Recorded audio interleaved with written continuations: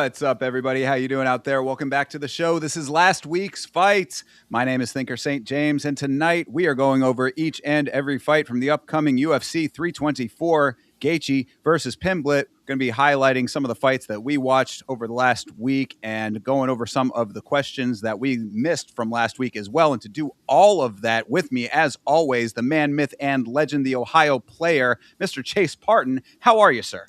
I am obviously great. Everybody is, we're all here. We had some fights over the weekend. They weren't necessarily the UFC, but they were some things that we are definitely going to talk about. And I'm very excited to do that. And of course, being here with Thinker is another great time in the chat. You're always here early. Appreciate you, of course. Absolutely. TJF and Beeb coming in early. Appreciate you always. Yes, again, the MMA winter has been cold and long, but it is coming to an end, folks. I mean, this is the last week, that we're going to be going through till we get to the weekend. And finally, the UFC comes back. I'm sure everyone is very excited about this. Yeah, absolutely. And I know who's especially excited about that. CTE, I'm not going to miss you, man. Appreciate you for stopping by in the chat there. Yeah, absolutely. But no, yeah, I'm very grateful that it's definitely come to an end and we're rounding the corner. We definitely are going to talk about some things that are causing some hiccups in the road coming to this card, but there's no card in the UFC that doesn't have some issues going into it. So I'm very excited to talk about all of these.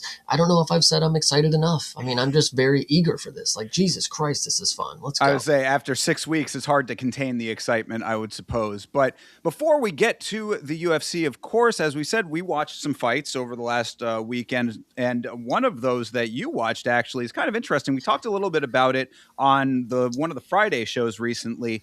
Our good friends over at LFA have a new broadcast deal, and they are now on Vice. So you got to watch a little bit of their first broadcast. Chase, what did you think? Well, let me absolutely say first that I did not know I had Vice. I did not know that this was something that came in the package that I was paying for. I had a package that I was, family members use, and it's down on my tab, whatever you want to say. And I was looking about, and I was thinking to myself, we have some sort of cable package kind of deal. It's shout out Hulu, whatever you want to say, but I found out Vice TV was on there, and I was like, well, son of a gun. They are playing fights on that channel right now because, again, I wasn't necessarily sure. Like, it says streaming on Vice. It's like, is that some streaming Vice Plus? Like, there's always a plus here that has some sort of streaming service behind it. But no, I literally got on there and cable had fights playing. And what is crazy to think is I was involved in the movement. Everybody, including me, was shitting on this move to Vice. Like, what are you doing? What even is Vice? They own the WWE TV shows. Who cares? But guys, I turned on my TV. I magically had the channel. I know I pay for it, but it did appear, and I got to watch fights that night. This last Friday, I watched the LFA, and I had no idea that was even possible. It's so. Shout out to them because what I think this is a major thing is I think they found a cornering of the market. They looked at all the streaming services. Where did where did it all coincide? Vice TV. All of them have it. I bet. I swear. I haven't done the math yet, but PFL and LFA, they may have been cooking here, and I was hating. But considering that I have the service, I am now on their team. So go ahead. Well, I mean, this goes back to the same point, though. On the opposite side, the flip side of that coin, I do not have the service, so I am hating. I was looking. I remember we talked about it, and I was like, let me just see if it's anywhere that's accessible. If they were doing like the YouTube streaming / Vice TV thing, or even if they had a standalone version of it. No, it really is just the cable version, and of course, if you can get it in one of those packages, then you have it that way. But it's not one of those things where you can just kind of a la carte it somewhere else. Like, you have to have Vice in order to get it. So hopefully that's going to work out for them. But either way, I mean, you were able to watch it. I mean, was it the production of the quality that we should be expecting from a national broadcast deal? What I will say, excuse me, is that I was a little, I misunderstood what I was supposed to be watching here. When people talk about LFA, and I don't really catch a lot of these regional promotions here. But what I caught is this, and what I would see is that this is as regional as it gets by my standards, because a lot of these fights that I was watching, I mean, these were the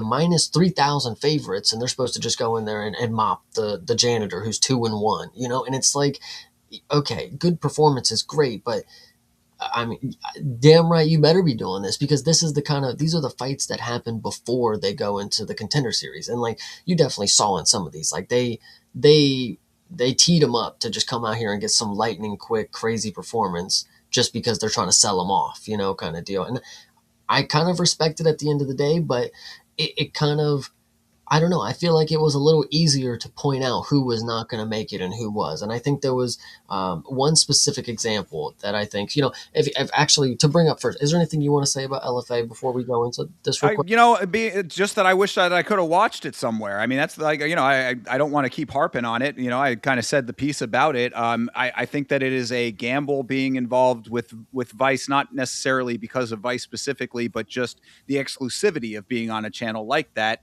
It kind of, you either have it or you don't. So it sort of separates you from the cable cutters amongst us, so to speak, or, the cord cutters, I guess you call it. And I mean, there are some, like you say, that like you have that have a package with it, but like you have to have a specific package that has that, I think. So, I'm going to be without it now. Being a Fight Pass subscriber, I had it on there and now I do not. So that's a little unfortunate. I'm going to miss the opportunity to watch LFA, but hopefully the quality of the fights are good and the broadcast. That's, really all I got to say about it.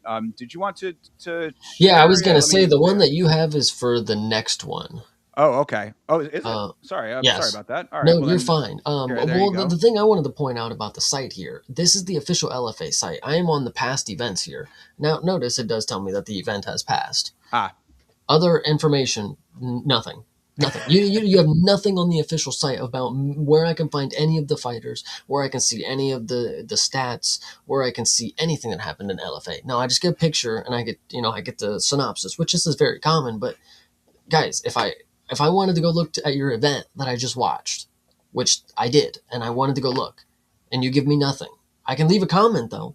Where does it even let me? I have to be logged in to leave a comment. By the way, who's logging into the LFA site, guys? But either way, this is just crazy to me that this is the reality here. But there's not really much that I want to talk about. I just the spectacle alone of being on Vice TV and me being able to watch it is the main point here. But there is one specific scenario where I wanted to say that like the first fight, it was cool. You got to see a dude who it was very sloppy but can do a lot of creative stuff, and then you saw a guy who, didn't want to get finished, but he obviously didn't have enough skills to win the fight, and then he evidently got finished crazy highlight by the guy. But as I was watching, it was not somebody that I would say is going to be some crazy high level performer unless he gets his shit together. But he was already old. A lot of these people too were very like weathered in their careers. Like one dude was like 2-1 and 32 years old, and it was like, oh my gosh, like you know. And then he went up against a dude who was 5-1, but it's like he's 35 years old. It's like, what are we seeing here? But hmm. so a lot of just wacky stuff going on. I'm not gonna lie, but the fights were fun. I'll give them that. And then the pace was good. Every commercial break you came and they were coming out to the fight, or it was the cornering and great pacing. Specifically, the second fight of the night, I believe it was two women, right? The one girl was a minus 3,000 favorite. Now there's a lot of story. There's a lot of context to this. Minus 3,000 favorite. Okay, she gets her nose busted in the first round. Now, not the craziest stuff. We saw the heavyweight champ, Tom Aspinall. He was still going to win that fight with a broken nose, or whatever the case may be. But this girl got her nose busted a little bit. The commentators immediately, make it the biggest deal ever. Oh my God, that nose. Oh my God, she's gushing blood. She's got blood everywhere. I'm watching it. I don't even know if her nose is bleeding yet. I'm still squinting, trying to see if the shit's happening. Crazy enough. So she's standing striking with this girl. And, again, minus 3,000 favorite. And she stands with her for the entirety of the fight. I have to listen for 3 rounds about how her nose is bloody to all hell, right? And then in the third round, it was iconic. The commentator himself, he's like, man, these judges, I really hope that they don't look at that nose. And they based the whole fight off of that. My dad literally looked at me and said, he's been doing that the whole fucking. That's funny that you mentioned that because I remember when I did the Ryzen New Year's Eve event, which was a good event Mhm. overall. There was specific points during that watch along where we were talking about commentary glaze and saying that sometimes they really are laying it on a little bit thick. Obviously the commentators are there to tell you what's going on, but also to heighten the action, to hype the fights a little bit. But at the same time, it's like you can visually tell what's going on as well. Like you can't have it be so far removed from reality that it's like, what are you talking about? Like, what you're saying is not actually matching what I'm viewing right now. And so it was just it was even better because the fight ends, 3-round decision. It might have even been a split. I don't know, unanimous, whatever. The girl with the bloody nose wins, the minus 3,000 favorite, of course. So she gets on the post fight and she's like, "Man, I was having such a good time in there. Me and her were talking to each other in Portuguese. My coach is yelling at me to stop. Stop having so much fun. But I didn't listen to him when I wanted to strike. And that's my husband too. And I'm like, you just said like 7 horrible things. You are never going anywhere. As a minus 3,000 favorite, you come in here, you're joking around, you're having a great time. Your husband's your coach. You're not even listening to him. You decide to strike the entirety of the fight when you're a grappler. It's like red flags all over. I probably will never see her in the Contender Series. And she's just one of the main victims of this. It was across the board. You can see things like that. Just like riddleness of like the little details that like people that go to the UFC, they don't have these moments where it's like you clearly see the flaws in their fucking game. Minus 2,000 favorite, hats off to her. She won, but mate, I'm pretty sure you were supposed to fucking dog her out in the first round. Like, what the hell? I had 3 rounds and you had a broken nose or something. I had to listen to the commentators tell me that you were about to lose. Crazy stuff. So that one Sure. was just one of the main examples. I don't know. A lot, Fair lot, enough. lot going on. Go ahead. All right. Yeah. No. I'm just. I mean, it's interesting. It sounds like the card had a lot of, like you said, if it was very heavy favorites, then you probably had a. I mean, did you have a lot of finishes? It did have a lot of finishes, dude. Yeah, I mean, for the most part, you were seeing the people get finished like they should have, but there Right. were definitely times where it's like, you have these heavy favorites, and then they have these weird ass performances where it's like, who was Joe Schmo to come out here and put up a good job against you? I don't know if there honestly was any upsets because I couldn't even see this on a betting book. This is another thing when it comes to the one that we're going to talk about here in a few, those morning promotions, you can't bet on them. You cannot bet on those. The ones at night I've heard you can bet on. So I don't know if this is some sort of hinky exhibition type things because I don't know. LFA, they got you betting with crypto on their shit. So Well, that's always a big red flag to me. Yeah, no, that actually also came up on another event we're going to talk about that I watched, the BKFC card from Saturday. Yeah, certain books have it, certain books don't. I guess you just have to hop around and see what carries it and what doesn't. But yeah, the crypto aspect of it, we can talk about some other promotions that are not doing necessarily so hot with that. So yeah, a little unfortunate if that's the case. also LFA sponsored by OnlyFans. Yes, well, that is something that apparently has been more and more lately. Like organizations are doing either their entire events on OnlyFans or portions of their events on OnlyFans. That's not uncommon now, from what I'm understanding. So, yeah, I don't know necessarily how to equate that into the grand scheme of things, but it is a thing.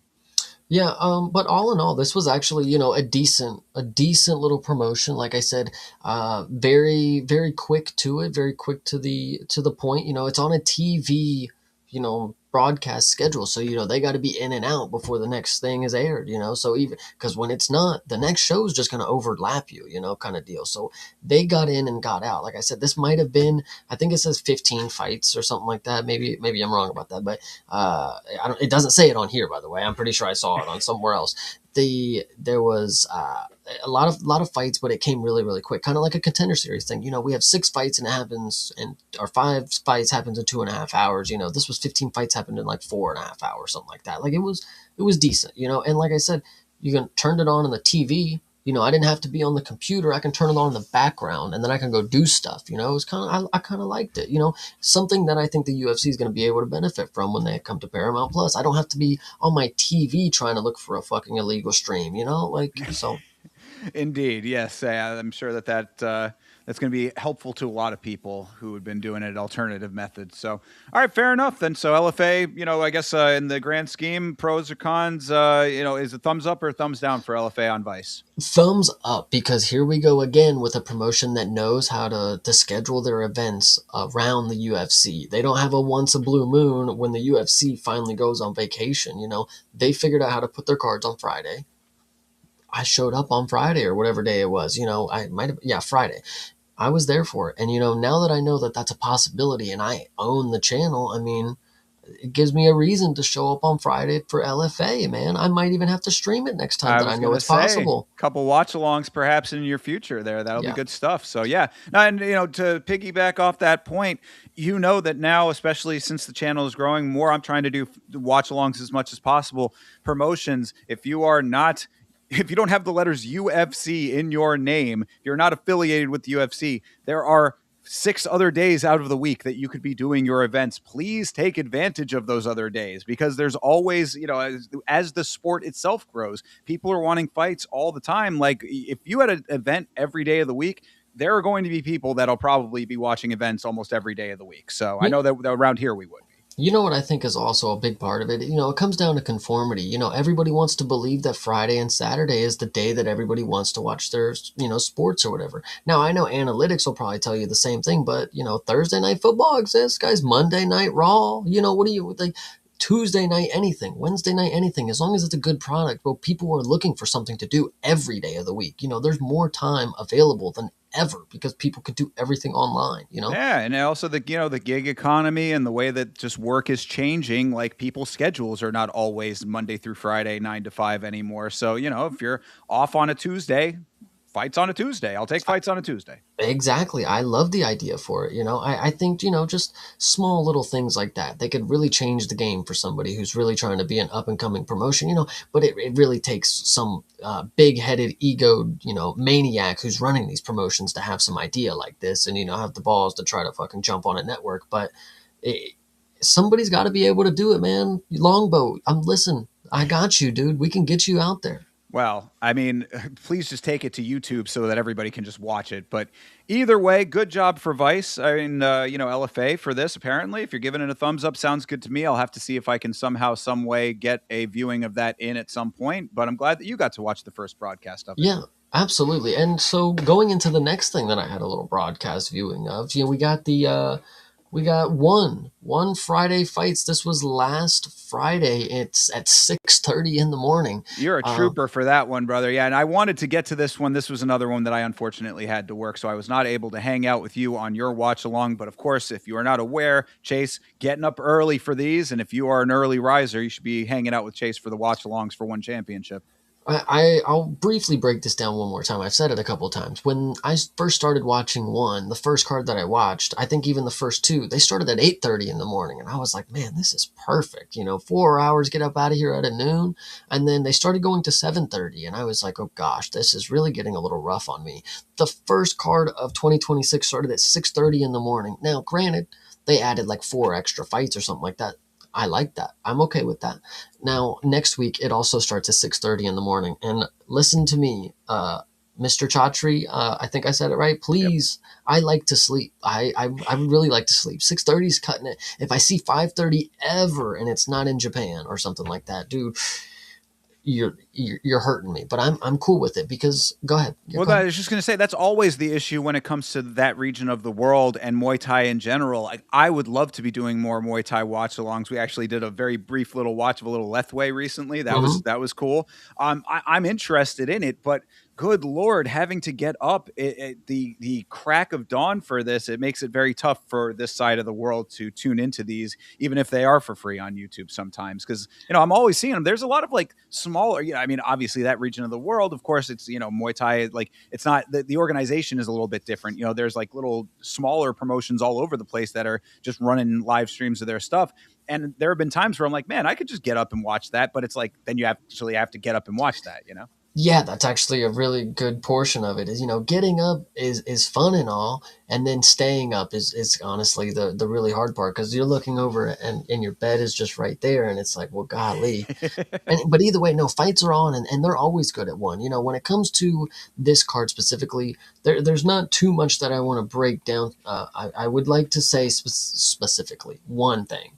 This Ubain Hussein dude. Yes, he's good as hell. He is good as shit. Brazil is one of these dudes that's really fucking good and carries a very what do I want to say? A very good, damn, I don't even know. But either way, he's very good at what he does, and he gives I don't know why I keep wanting to go back to it, but he's very good. And then Ubaid Hussein beat the living hell out of him. This was and he's undefeated. I'm pretty sure still. Let's double check. Yeah, I mean he's just a fucking Chad. Yeah. So either way, this guy here, that's the main thing I want to talk about for this one. But great opening for 2026. Like I said, they started at 6:30 in the morning, but they added four or something extra fights to it. So it wasn't dragging on because, like I said, some of these cards are very, very quick. I kind of like the quick in and out version of fight nights. John Anik just recently came out and said the UFC needs to start looking into something like that. I've been saying it for a decent amount of time now. Like, yo, 6.5 hours might be a little better than 8, but when it comes to one, I think four is pretty cool for what they got going here, especially with the length of the fights. Obviously it's 9 minutes rather than 15. But I just saw LFA. They had a very good pace and they did 15 minutes all MMA. So, different things, different strokes for different folks. You know what that's all I'll say. And I thought this was Yeah. a very good opening one card for the year. Yeah, this is always the debate as to, how long the cards should be and how much people want out of their events and whatnot. I mean, it is a large time commitment because, you think about it really like what when I watch during the day cards, like the ones that start at like noon or something like that, you're still ending at 7:30. You know what I mean? Like you're Mhm. basically devoting an entire day to fights, which of course as fight people, we're cool with that. But it's understandable for a more casual fan to want to maybe have a 5 hour block. Like think about the length of any other sporting event. Like, I mean, the 3 hours for a football game generally, maybe 3.5 with halftime. I don't know, like whatever the actual numbers are, but it's not necessarily such a large block of time the same way that these are. So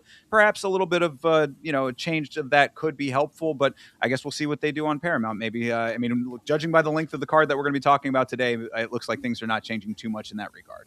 True. And then obviously, so that was last Friday morning. This is going into this Friday morning. I'll just quickly read off the synopsis for a couple different things that we got going here. So we got a 23-year-old Warapom brings devastating left body kicks and elite clinch skills as he looks to bounce back from a decent decision or a recent decision loss. And we also got somebody from Myanmar, powerhouse So Lin O in bantamweight Muay Thai. Oh, hey, wow. Okay, hold on a second now. Solin Okay. Oh, that is a person who I am familiar with because of the Lethway that we watched. Apparently, he is quite the Lethway legend. Well, interesting enough, we also have a 33-year-old national Lethwei champion named Man of Steel. So, I mean, this Little might be the Lethway card. action. Might be the card for you to tune into now that you're a Lethwei Oh, enthusiast. You I'm know, loving it. Okay, yeah, that actually might be. Is it? They say it's Muay Thai.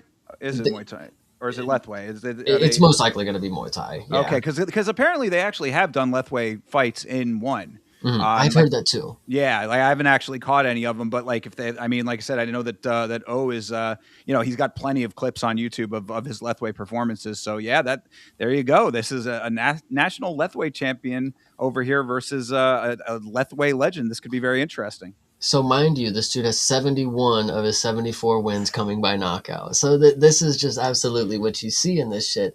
I love to hear it, though. Yeah. Halfway down the card, though, in the featured bout, battle tested veteran Kun Pani Sor Sami. I'm gonna go with it.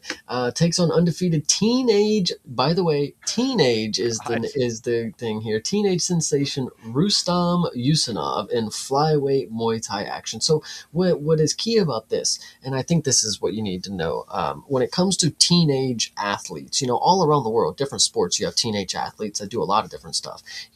When you look where I came from, growing up, I watched the NBA. I would see people come in as teenagers, 18, 19, whatever you want to say, but like they are physically ready for this. Like they are clearly a large human being and athletic as shit. When I hear teenager and I think flyweight, I'm like, y'all didn't even give this dude a chance. Y'all just like threw him in there. Like, yeah, he's like, Well, all right, good boy, go. Yeah. that's why I was going to say that's the difference between what you're talking about with basketball and something like this. Like in basketball, they're generally not getting punched in the face.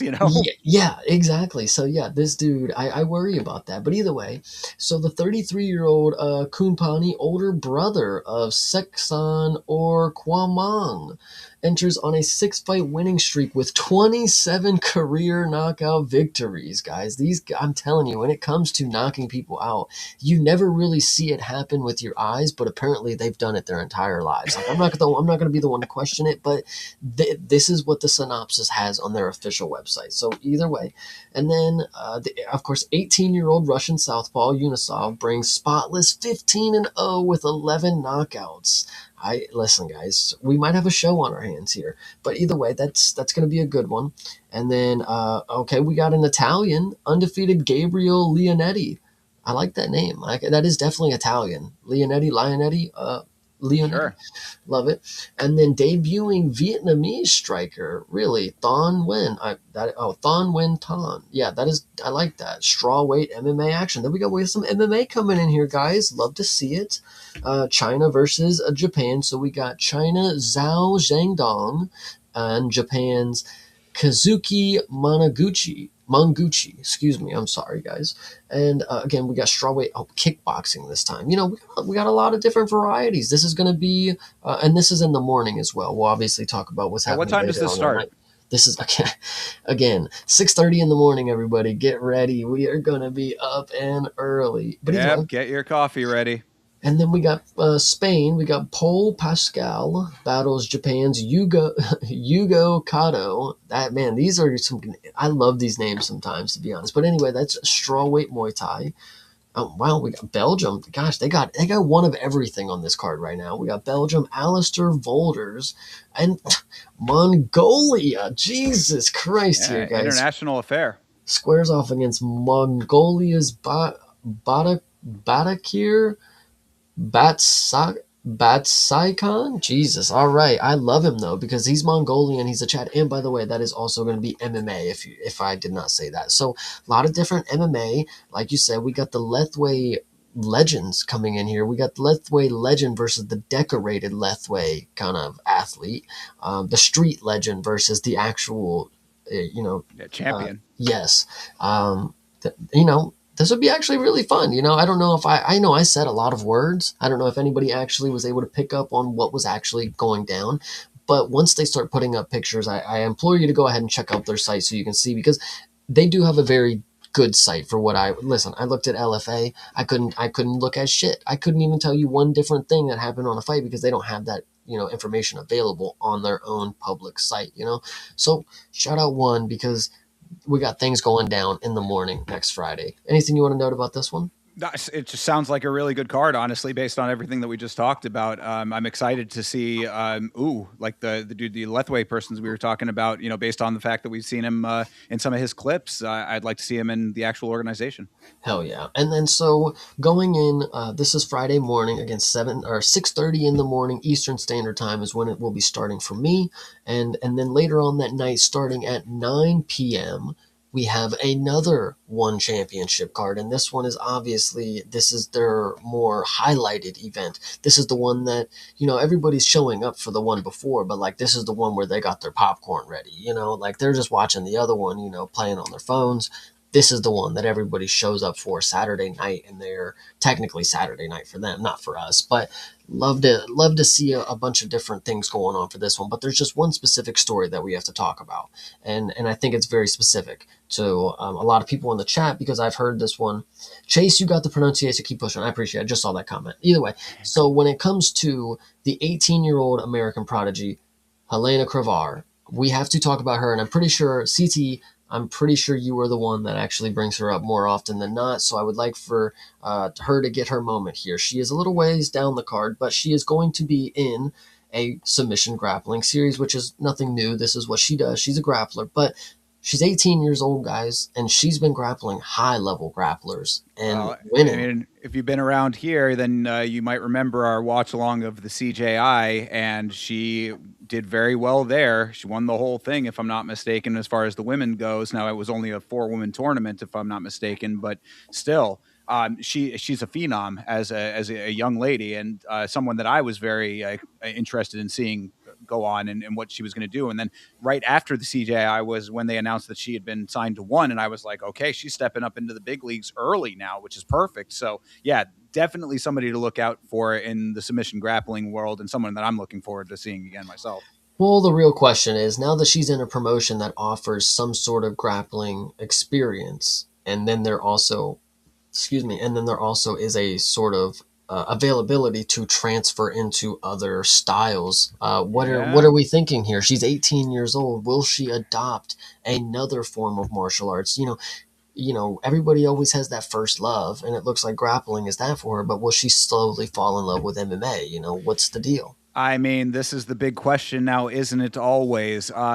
When it comes to these grapplers, especially hers in this situation specifically, like a prime example of this. She is young enough that if she starts striking now, she could be really good at it going forward. But she has to start now. I mean, like this is the thing. Like she has all of these great accolades in the grappling, and obviously that is a good skill set. But time and time again, we have seen performers, competitors who have one very good skill set and they don't expand that to make them more well-rounded, and taking just one skill into MMA, it never really works out all that well except for maybe very specific cases. Yeah, and see, this is where I think I'm a big fan of her already. And I know nothing about her, but when you talk about all these people that transition just like her, and they have to start early to get their striking, and if they don't, they're never really going to have that game to them, and they got to really be. Anyway, there's two things that you have to, maybe more than two. Look at she's bantamweight, she's a woman, she grapples. Ronda Rousey, Kayla Harrison. I mean, like Sure. you can't really argue it. Like in bantamweight, there's not really many people that you could say are like gonna really put up that crazy of a contest against a really dominant wrestler, grappler kind of deal. I mean, Kayla Harrison could just walk in and do what she did to the belt. Ronda Rousey at the time, whatever you want, armbar city, whatever you want to say, she was just dominating with basics things. Does Helena really need to have an extensive arsenal at 18 years old to come in I here and win something? In 2026, I would say so. I mean, now granted, yeah, Kayla is maybe a bit of an outlier on that. And like I said, specific cases, it's a case by case thing. And Kayla also has, I think, some natural gifts as far as her physiognomy or for her physicality goes. Helena, maybe. I mean, it's not impossible, but I'm saying if she does start her striking now, if that is the path, if that's how she wants to go, then now would be the time to do it, because you're only going to keep growing and getting better. And there are performers. You think about your favorite Josh Fan. Only started his wrestling and grappling a couple of years ago, and now he's got. I mean, granted the circumstances, whatever, but he's got a belt now, so it took him far, is what I'm trying to say. Not having that as a limited skill set, so it's not impossible. But I think if she is trending towards that direction, if that's where she wants to go, doing it now would be a great thing to do. Let's see if she gets her win in submission grappling. And when she has a little bit of name recognition in this world outside of just submission grappling, then a lot of options are going to open up to her. We'll see what she does. I don't know. I think it is going to be interesting to see what her career looks like because obviously she's somebody that people look out for, and she's more than just in the grappling scene at this point. I follow her on Instagram, and I don't know if you guys do or if you know anything about her social media, but she's for some reason she has this look in her photos, and I don't know if it's photogenic or whatever it is, but it's a weird, like, you're in a trance kind of thing. I'm not saying like I'm in a trance looking at her, but the way that she looks, it's like we're like dialed into each other. So I don't know if something's going on with her social media that's like blowing up, but I'm telling you, for some reason, when you come across her thing, when just go look at her photos and you'd be like, why is she looking at me like that? Like, I don't know. It's kind of interesting. So she's popular for some reason. And she obviously comes in here and wears all these different outfits. And I think that is part of the character. And I think it is, again, to the popularity of her. I think it might be interesting to keep following up with her. I mean, 18 years old. Listen, Raul Rosas Jr. was manhandling 32-year-old guys. Like, give her 2 years and you're telling me she can't beat Chelsea Chandler? Like, come on, dude. Like, I don't know. Yeah, I mean, you're making a good point here. Absolutely. At the age that she's at, with the already building star power that I think she's going to increase in one championship, world's her oyster. Again, all you got to do is go out and get the wins now, and it looks like she's able to do that. So we'll see what happens in this one, and then what she decides she wants to do after that. It's going to be up to her. Yeah, absolutely. And there's another thing that I want to talk about on this card. Actually, I guess two more. We'll talk, Rambo Lek, another one of these guys that has these cool ass names and is good at what he does. And you know him for, being good at Muay Thai with a cool name, So obviously show up on Friday night and be ready to fucking watch him, And then his opponent, Abdullah. I don't know why that name's funny. It's just a funny name to me. Abdullah, it's cool though. Either way, Gosh, he looks like fucking. Doesn't he look like a Nurmagomedov? Like Jesus Christ, he looks like Umar. I mean, he's a Diakaev, so it's Close enough, I guess. you But know. either way, there's a guy right here, EC, and shout out 46 vet, my boy Henry out there. He's familiar with our guy from Australia slash Tonga. I don't know if you Ah, guys any. Tongan. Yes, exactly. Oceania, shout out because he might come in here in welterweight MMA and make something out of himself. He's going against me apparently, but Yeah. Chase, man. yeah, come on, Chase. So either way, EC is somebody else that might be something to look out for. I have not yet seen the people that I'm gonna classify as transition worthy to the UFC, but we are always on the lookout, especially if they're already in MMA. That makes it one step easier. So I love it. I'm excited for our Tonganese fella Good here. deal. Yeah. And so, what time is this card? This card is at 9 p.m. Eastern Standard Time. All right. So you got fights in the morning on Friday. You got fights at night on Friday, and a bunch of good stuff on both of them. One championship. We highlight one championship around here because we are fans of the product. So I mean, really, that's why we're putting it out to you guys to let you know about some of this stuff, is because we really do think the quality is there. So, if Chase is streaming in the morning, we'll see. I don't know what the schedule is looking like just yet, but maybe I come on for this one. Who knows? Hell yeah. And shout out CTE for agreeing with me. Her dark bangs and brows make her eyes look extra piercing. Dude, I don't know what it is. I'm telling you, it is like She got a look. She definitely does have a look about her. Yes. So I mean, and I think again, it plays into she's a character and of itself. She's the perfect person to have ended up in the CJI kind of pool of people kind of deal. And I think her being able to build on that and make her own sort of career after it is interesting. And Yeah. she's obviously in a good promotion where she can win 350,000 bots. So fuck it. Indeed. I mean, really, you could be seeing a star in the making out of her. I mean, this is True. very true. She's very young and getting her wins early. So, just keep an eye on her and we'll see what she can do in one. Just be hopeful that she accomplishes everything in grappling that she ever wanted to before she's, old enough to quit. And then she decides to transition into MMA. I think that really is, the ultimate goal for everybody that I see these days. I would hate for them to go do celebrity boxing or become a coach. You can make so much money by me watching you do MMA, like, I don't know. Perhaps. All right. Well, anything else on one before we move on? No, we are good. I think that is it. All right. Well, then let me bring this over to my side of the world here. I'll bring this back. Because, I want to talk about this right here. This was what I watched over the weekend. This is, of course, Bare Knuckle. This is BKFC 86. This was Lane versus Paig. And for their first event of the year, this was a fun one, man. There were a couple of decent fights on here. Not every single one lived up to what I think Bare Knuckle wants itself to be, but just a couple of things to highlight. Starting off with down the card, this right here, Guilherme Viana versus Juan Figueroa. Now, Juan Figueroa did not have a great performance. Juan Figueroa, they don't have his picture on here on Tapology. He is a very large, kind of stocky, shorter guy, and this is heavyweight bare knuckle. Just the sound of saying that out loud is just it kind of like gives me chills to the idea of fighting bare knuckle at heavyweight. Guilherme Viana, he is the build and the power that comes with that, to be able to be good at that. Because Guilherme Viana walked right through Juan Figueroa. It was an amazing performance. This guy is definitely bound for being a bare knuckle star if he wants to continue bare knuckle boxing. I also wanted to highlight this fight, not only because of Guilherme's great performance. That guy's probably going to be belt bound at some point, or at least in contention in bare knuckle. But also to say that in the chat on the watch along, we had a former opponent of Juan Figueroa. So shout out to my dude CJ Avila, aka the Panda, who was hanging out with us, and is going to possibly be fighting again in bare knuckle. So I just wanted to give the shout out to the homie over there. So that was number one. The next fight that I wanted to highlight, really not the fight, but the performance, is our dude from Tough, Rico DeJulo.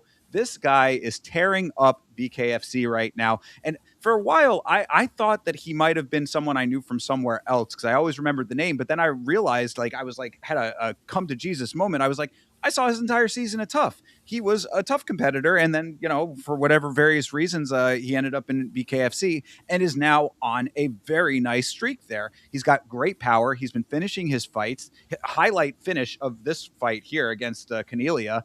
I mean, this was a performance that is going to be setting him up for bigger and better. And as he said, and I love this, he said, I've got power that translates weight classes. And what I said to that is I call him now the Rosetta Stone of bare knuckle.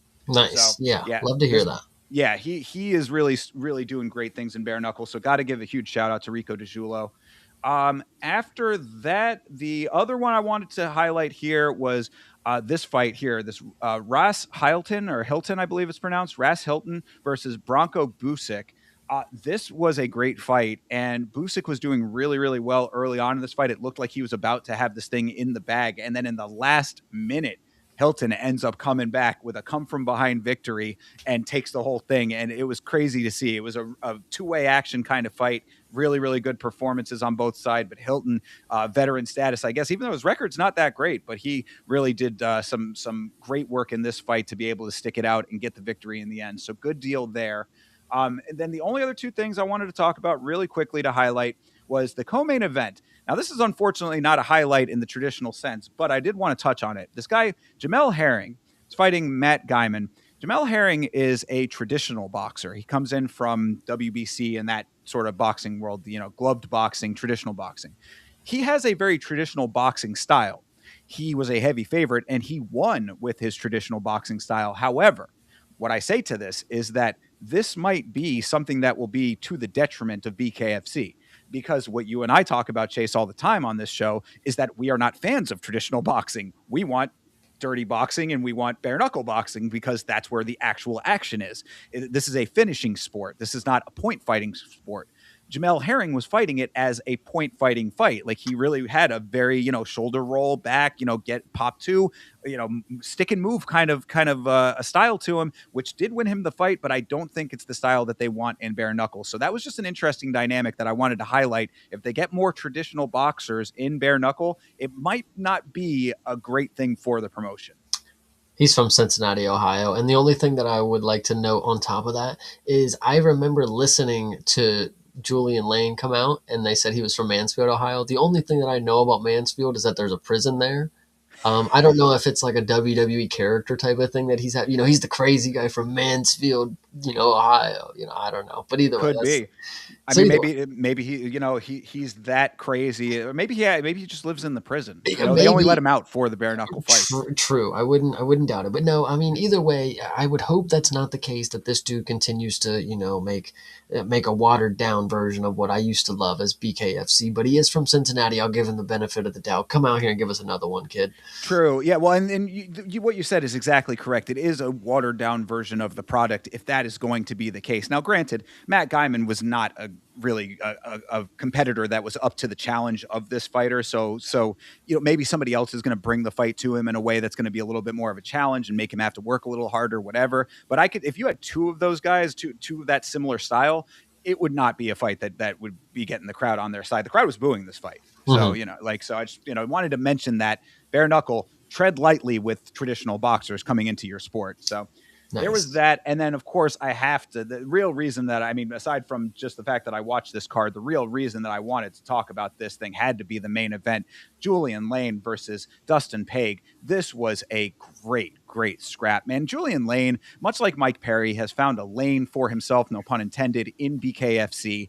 And it really fits very well. And Dustin Paige, I guess he's a former UFC guy, they were saying. I'm sure that I've seen him fight if he is, but I didn't remember the name off rip. Came in here and took to it immediately. And this was just the exact type of fight that you wanted, especially this being for the welterweight title. And, spoiler alert, Paige ends up taking it after a really tough first 5 rounds, I believe, a 5-round fight. And then they go to a sudden death 6th round for title fights. And this was the type of thing that even with that sixth round, it was very, very close. It was one of the ones that I immediately said, run it back. I hope that they give Julian Lane an immediate rematch on this thing. I'd love to watch it again. These two guys are suited for fighting each other. It was a really, really solid performance. So have to shout out both of the guys. Let me bang, bro, was indeed allowed to bang. Yeah, I actually really like that he's lived up to something. Like, like it is a meme, but like when I see that video and I'm like, man, that's truly somebody who I believe needs to be in the cage fighting. Like again, I've said this before. Like imagine Nate Diaz working behind the McDonald's counter. Like you could not. It's just not how it would work, man. Yeah, no, and you make a good point because it's like, especially from the era of the sport when that meme was established, like think of how many fighters that from that era like could be meme worthy and then don't go on to really do much else. They don't expand in the sport. They maybe go regional and don't really have much of a much of a progress. It really is nice to see Julian Lane finding his own in And, BKFC. and then if you're lucky, you become a teacher, and then you actually have a brother who was in the military, and then you have some two idiots who review your movie like 20 years later or whatever. Shout out the movie The Warrior 2011. We did a full review on it. Everybody listening, make sure you check that out. It is a very good time.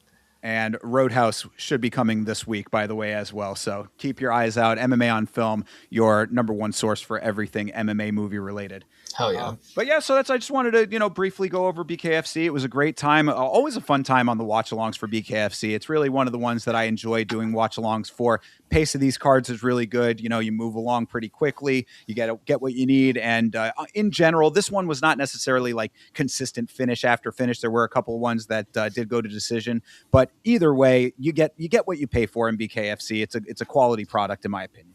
And then the last thing that I think we should touch on before we move into the official UFC slate, if you scroll down the page just a little bit, I didn't actually know this.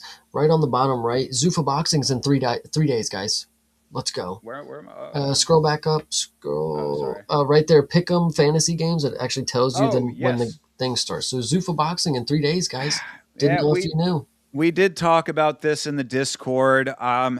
I'm on the fence as to whether or not I really because I personally don't want to support this. Like, I am not a fan of Zuffa, TKO, Dana White getting into the boxing world. What I've said about it a number of times at this point is that the boxing world is a very established world. It's almost like its own entity. The TKO trying to get into this space feels like a colonization of sorts. So I don't know if I really want to support that. However, it is happening in the Apex, and out of at least morbid curiosity, it being on a Friday night, it's going to be contending with one, I suppose. But I'm torn as to whether or not I want to check it out. It could be over. I mean, depending on how streamlined this is. I mean, if it starts at 6 p.m., I mean, it could end at 9, 3-hour event, I guess. But starts at 9 Eastern. Is that no? No, it says it right there. Date time on the right here on the poster on the bottom. But on Tapology it says Friday 1:23 6 p.m. Eastern. That's why I can't really see the poster too well. Yeah, well, it's hard to know which one's correct then because maybe they're saying main card is at 9. It must be what it is because this is okay. 3 fights in the main card. It looks like. Okay, well either way, it'll be on. And also, I don't know, there is LFA this weekend as well, too. I don't know if, I guess we can say that as well.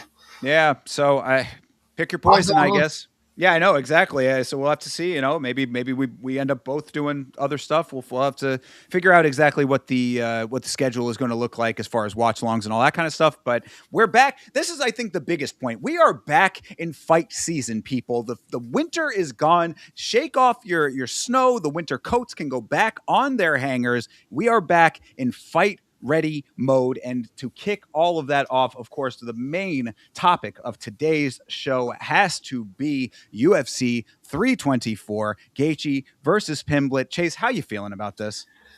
I honestly, guys, if I could be real with you for just one moment, people say this card is stacked.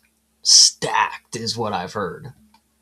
This is an all right card. I mean, it surely is not a pay-per-view. I'll tell you that. It's surely not a pay-per-view to me. Well, let me tell you what I think on that specific note. What I think is that this card is stacked in the sense that it's good enough on paper that it could end up being a really good card with the talent level that is here. I also think it's like, yeah, this is a really good card in context to them holding all the champions hostage for the White House. You Oh know, well, yeah. I mean, and these are the things now, of course, and of course we talk about the next pay per view and the main event of that, and how everybody feels about that too.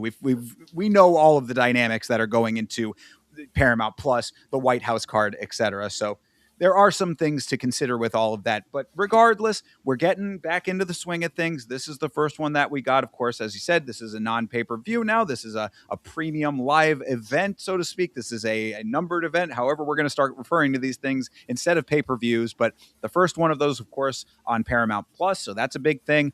Unfortunately, Kayla Harrison versus Amanda Nunes was taken off of this card due to a neck injury and surgery that Kayla Harrison has to have. So that really does put a damper on things. Is people were asking, how does that change this card? I'm like, it changes it dramatically, considering that's potentially the best female fight of all time. Maybe, we'd have to see it actually in action to know, but. On paper, again, two of the best, one who is the best to ever do it, and one who potentially could be. But besides those things, I think that there's a lot to be happy about with this. And of course, we can start going over these fights if you would like. I would actually really like that. Yes, I would. Well, then let's get down to it. Oh, Starting not that things one up. though. Well, we got to. We got to start it off right here at the bottom. The first fight of that. This is the first UFC fight of 2026. Is Adam Fugit versus Ty Miller. Fugit is 10-5, 2-3 in his last 5. His wins are a split decision win over Josh Quillen, a knockout over Yusaku Kinoshita. His losses are KO losses to Michael Morales and Islam Dulatov, and a sub loss to Mike Malott.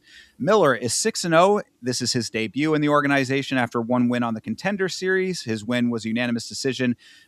He was a guy who I was a little bit skeptical of him getting signed, if I recall, from the fight that we saw in the Contender Series. What do you think about this fight? That is absolutely the case. So when we watched that episode of the Contender Series, if you recall, everybody got signed on that episode, I'm pretty sure. And it was kind of just like, well, we can't sign 5 people and leave him out. He had a good performance, but it wasn't necessarily the performance that you'd say that's UFC talent. We need him. This is a guy who a little bit South American, and Dana kind of loves to have his South Americans on the roster. They fill out a lot of the roster.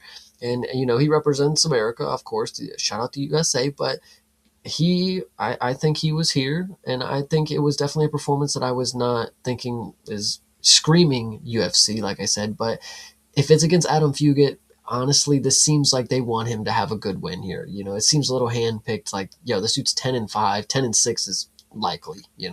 Yeah, well, that is. I think the matchmaking is perfect for it. That I will certainly agree with.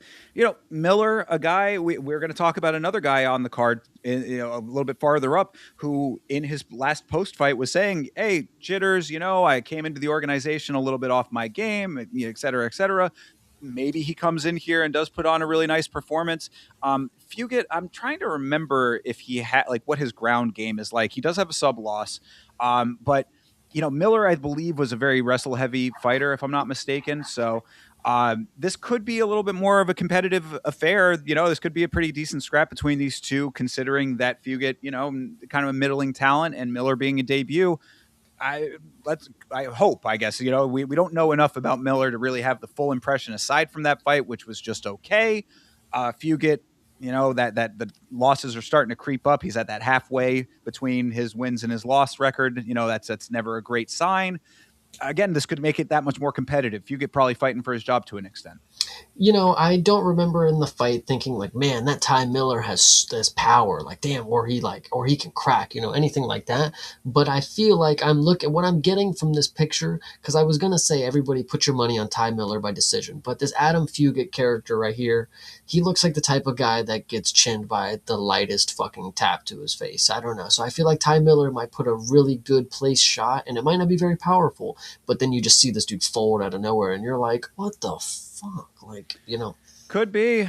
So you're thinking Miller on the money line? I think, yeah, specifically on the money line. But I think there is a chance for a knockout here, because I do remember thinking his boxing is solid. The power is not something that I leaned into, but the striking, If he places a well-timed shot, I think he might be able to get a knockout here, guys. I mean, the only other knockouts for Fugit are two knockout artists, though. I mean, one of them being Islam Dulatov, who is a little bit of a newer guy, but still a powerful guy. We've seen his accolades, starting to rack up, and then the other one is Michael Morales, and you know where he's at this point. So He's 37 now. He just got chinned in his last fight by Dulatov. So, I mean, and then before that, it was Morales. So he's probably going to get chinned again. And it might be the lesser of the people, It just will be a downward slope. That's how it would, that would devolve him. Yeah.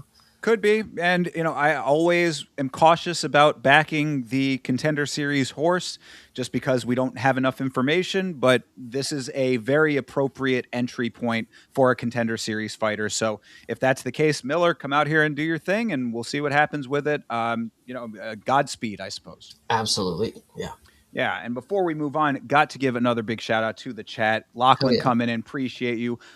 Jorge Aguilar as well. Didgery Dave, the homie, always. And I don't think Hydra was here when we shouted everybody out before, so shout out to you, Hydra. Yeah, and shout out Beeb and Rick Allen and everybody else who was here. CTE one more time.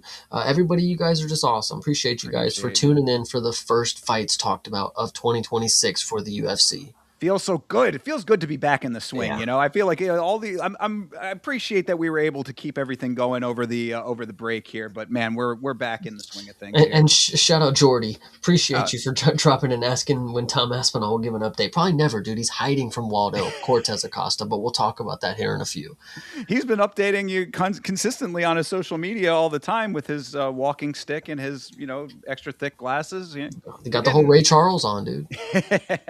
All right. Well, let's move on to the next fight on the card here. This is Ricky Turcios versus Cameron Smotherman. Of course, Turcios is 13-5, 2-3 in his last 5.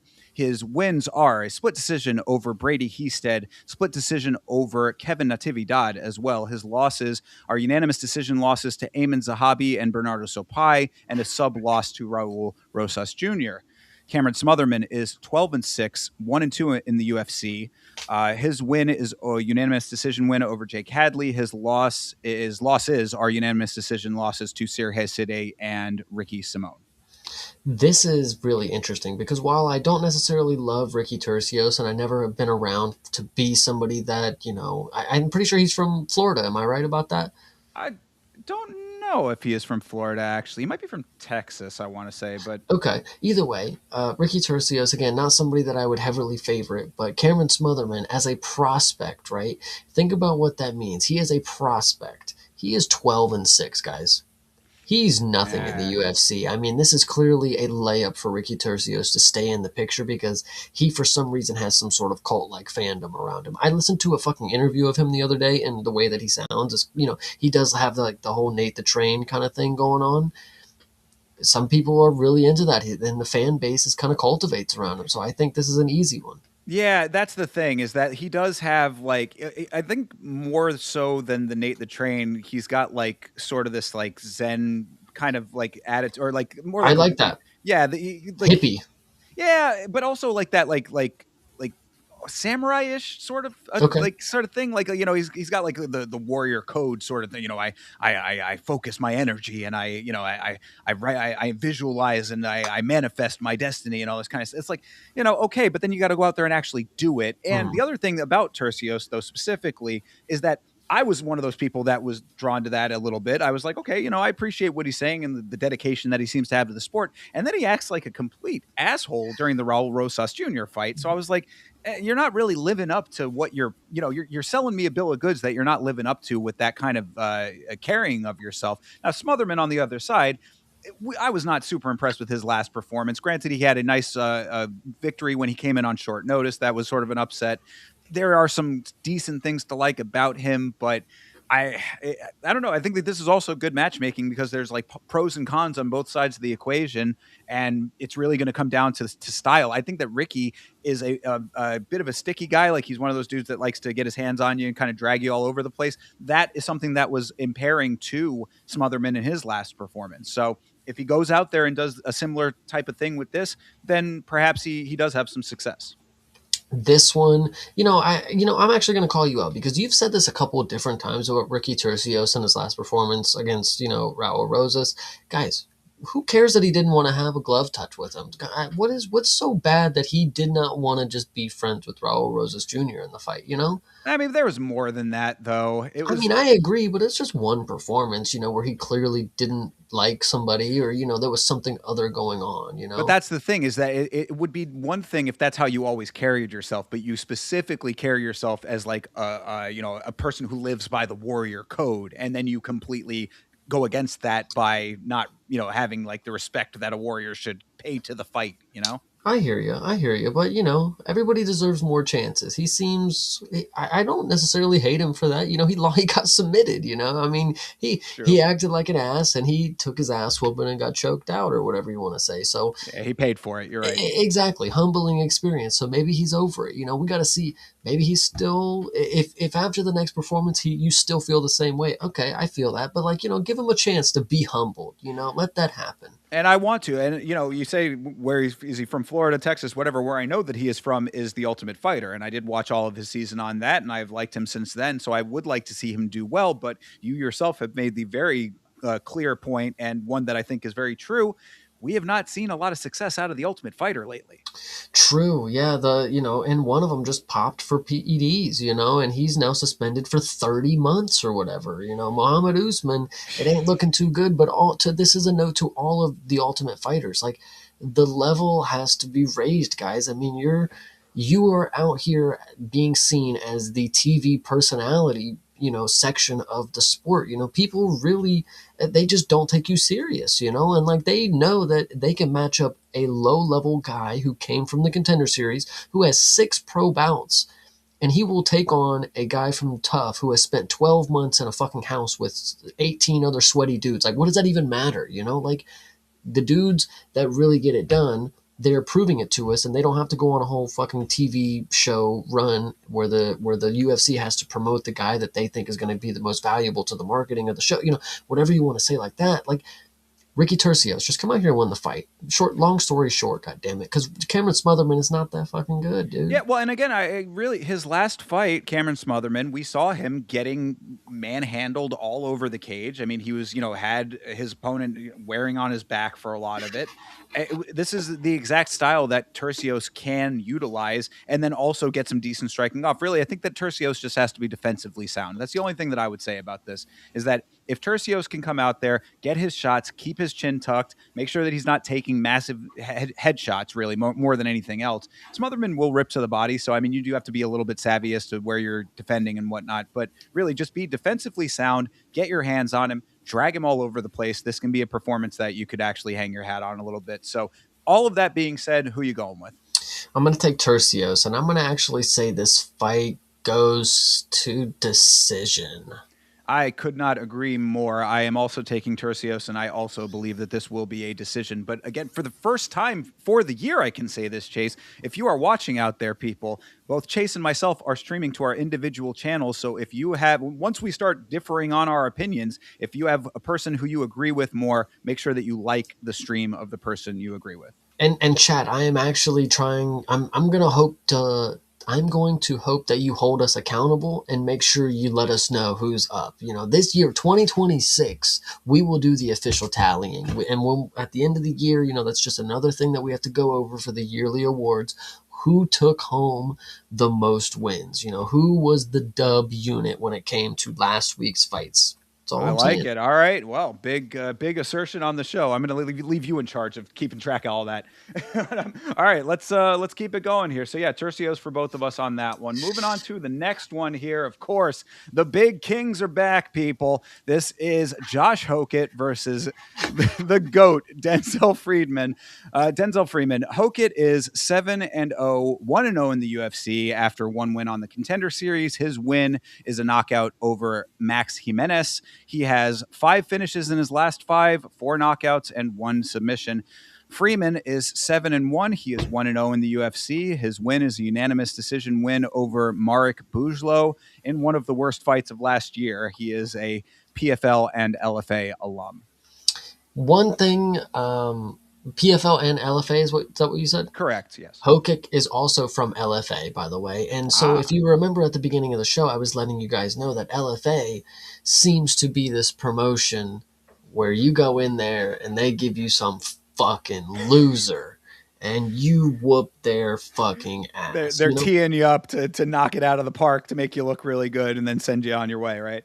But, and when I say that, and then when I tell you this fact, that both of these people had multiple fights in LFA, they needed multiple layups for them to get this opportunity in Contender Series. I mean, especially with Hokic. I mean, you would think with his personality, he would be able to get something off of, what he was. But either way, do we know if he was doing? Sorry, I didn't mean to cut you off. Do we Yes, know you're that? fine. Do we know if he was doing that in LFA? Has he always been this character? I don't think so. Because Yeah, he was just some jock in a locker room on an NFL team for something, that's why I was whatever. curious if he started, when the whole Randy Savage thing started with him. But yeah, just curious about that. Might be a good thing, might be a good story to look into. But either way, the funny thing about this is when you look at Josh Hokic and you look at the hype that's around him and the story and the context, whatever you want to say, none of that matters because in his first UFC fight, I saw him get kicked in the leg and he did not look like he was prepared for that. And I think that is very key because,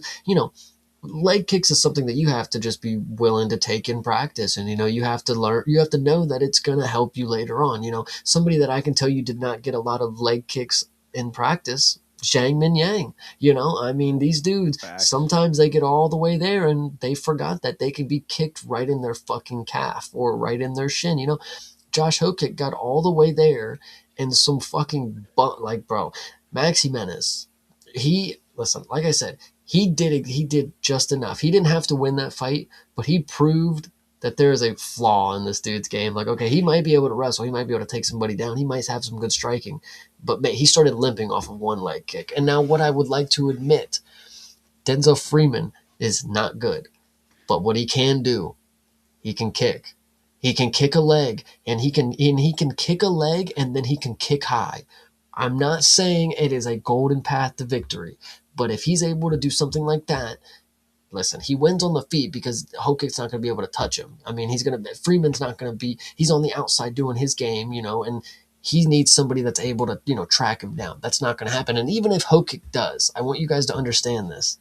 Denzel Freeman has a submission win over Steven Asplin. Oh my God, you keep going back to this.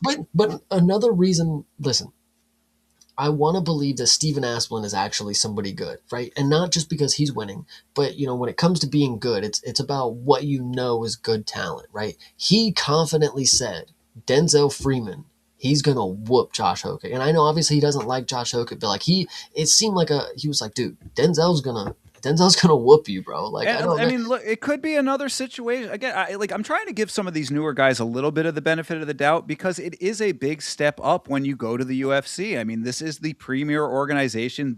When they talk about the big lights, this is what they are talking about. These are the big lights. So perhaps Freeman, just coming into form in the last fight. Maybe I'll give him a little bit of benefit of the doubt, perhaps.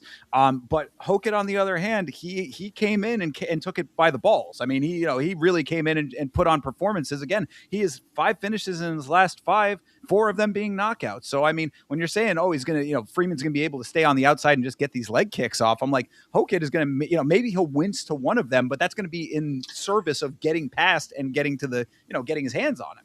Nah, bro, I don't see it happening like that. I see this dude getting leg kicked, 3 times, and then he does not have that blitzing ability that we saw.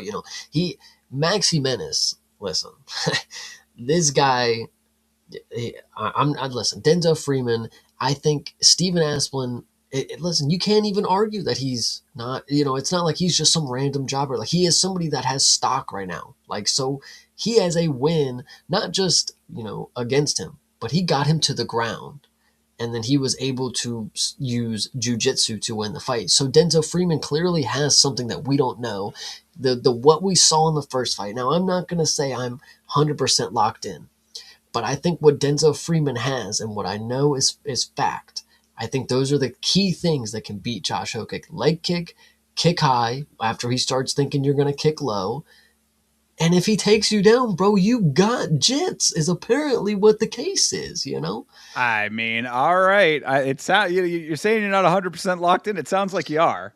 A wrestler who does not have the superior striking and or the grappling chooses where he will lose the fight. I think Denzel Freeman is going to be able to win this one. I'm But just saying, I don't man. understand how you're saying he doesn't have the superior striking when he has the superior striking. I don't think so. I mean, Uh, Denzel Freeman is all right. clearly he's technical. He's fine. He knows like you can he throws it and he looks fine when he does it. Now, I'm not saying that he's able to engage and go out here and knock somebody out, but he looks like listen, he'll do that sparring shit. You know, that's fine by me. And if Josh Hoka can get a hold of him, I mean, he might have some grappling that we don't know about because we haven't seen it yet. But it is there on paper that he submitted a guy who knocked 500 strikes on a dude in heavyweight division. You know, like It is true. I mean, I cannot take that away from you. And if you are going with Freeman, and this turns out this is going to be a galaxy brain pick right here. So, all right. I mean, I guess that being said, is that your final call? I'm gonna go with Denzel Freeman by finish. And listen, you guys can mock me for the next 5 days, and when it comes true, I'm telling you right now, it's because this right here works. All So right. Denzel Freeman, let's go. I cannot wait to see how this one goes. I am going to go with Josh Hokett. I think that Hokett has shown everything that I need to see out of him based on all of what we have seen from both men. Again, I sat through the entire Mark Bujlo fight. You did as well. We both we reviewed it on the show here. This was a comical performance as far this really was. I say, I wasn't even joking about it being one of the worst fights of last year. It really was one of the worst fights of last year. I said the same thing as one of the worst fights that I've ever seen of all time. But genuinely, you can't just say like, oh, that's just a normal bad performance, right? That is like the one of the worst ever. That is like what I would say. Like that is a true off night. Like you must have really been off if you couldn't have done a lick of anything. Like I don't know. That's Could just my be. I don't know. I It's really even the I best hope he's have wrong. them. Yeah, well, that too. But even the best have them. We talked about Nazim Sadikov. One of my favorites, and who looked terrible in his last fight. Hopefully, he comes back and has amazing performances again. Perhaps Freeman comes out here and shows the world why he is here. So fair enough. All right, I guess that's final answer then, eh? Yes, absolutely. All right, same with myself. So you're taking Freeman, and I'm taking Hokett. All right, to round out the early prelims here, crazy that this is on the early prelims based on both of these fighters in this fight, but love this fight. This is Michael Johnson versus Alexander Hernandez. Oh, lose Chase. Oh, Chase dropped, and you back? Hello. Oh, Space is back, Okay, everybody. You can hear me? I can hear you. Oh, there you are. Okay. Okay. Yeah, that was a little strange. All right. Well, now that Chase is back, let's get into this fight. Michael Johnson versus Alexander Hernandez. Johnson is 25-19. Good Lord. 4-1 in his last five. His wins are over unanimous decision wins over Daniel Zellhuber, Darius Flowers, and Mark DeCasey. He has a knockout win over Atman Azaitar. His loss is a knockout loss to Diego Fajeda. He is currently on a 3-fight win streak. Hernandez is 18-8, 4-1 in his last five. His wins are a split decision win over Austin Hubbard, unanimous decision win over Kurt Hollabaugh, knockout wins over Chase Hooper and Diego Fajeda. His loss is a split decision loss to Damon Jackson. I have LOL in parentheses next to that. He is also on a 4-fight win streak himself. This one is interesting, and this is why I would not be betting on this fight. And I'll tell you why, because this is an interesting situation where you have somebody who, in Michael Johnson, at his age of 39, genuinely has good hand speed, genuinely has decent power still. Like, he is still somebody that is a threat on the feet. And then across from him, you have Alexander Hernandez, where he's in a situation where you are hopefully, rightfully hoping that he finally has everything together. Like, he's now on his way to something good. But the fact is he's right in the situation where if he loses this fight, you still can say he just wasn't ready. He still just fell back on what he lost, or what he did before, that he still just won't get around to it. Like, he did it again. Like, he fooled us once again.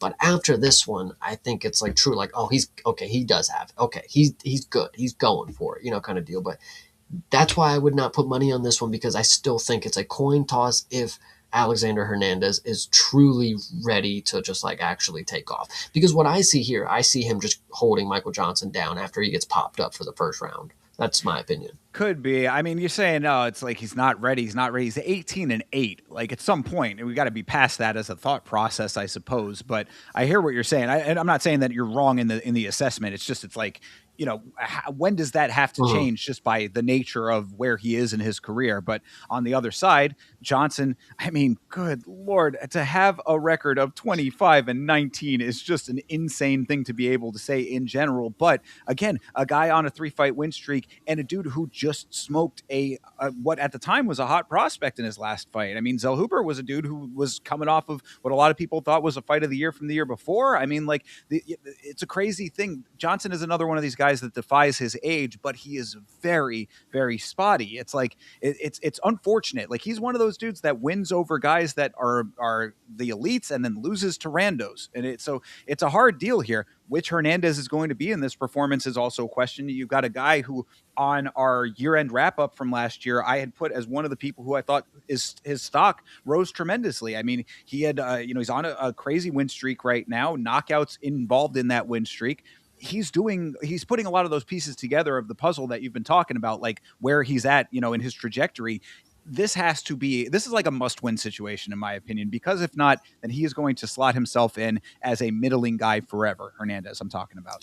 Um, and I agree. I think what this is prime example of is this is the UFC showing they're dangling it in front of our face. They still have hope that Hernandez could somehow be some champion because Michael Johnson, again, a resume builder. You fight him, you beat him. That means something when you look at the Dragon Scroll at the end of the career. Michael Johnson on there. That means something. Now, him being 39 years old means, yeah, we want him in this fight, but we want Alexander Hernandez to be something after this. Like, that's why we're giving him a 39-year-old opponent.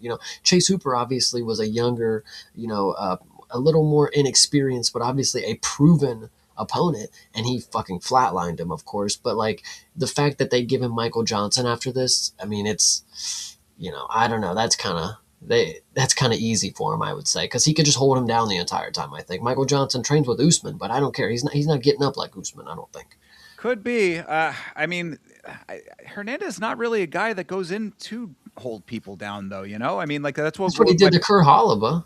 Yeah, I guess that is a good point. Again, maybe versatile, I guess you could say. Yeah. Because my thought process with that was that if you remember the Chase Hooper knockout before that was not an overly exciting fight. Like it was a lot of strategery going on Hernandez's side, and then he just found the exact right shot and landed that shot.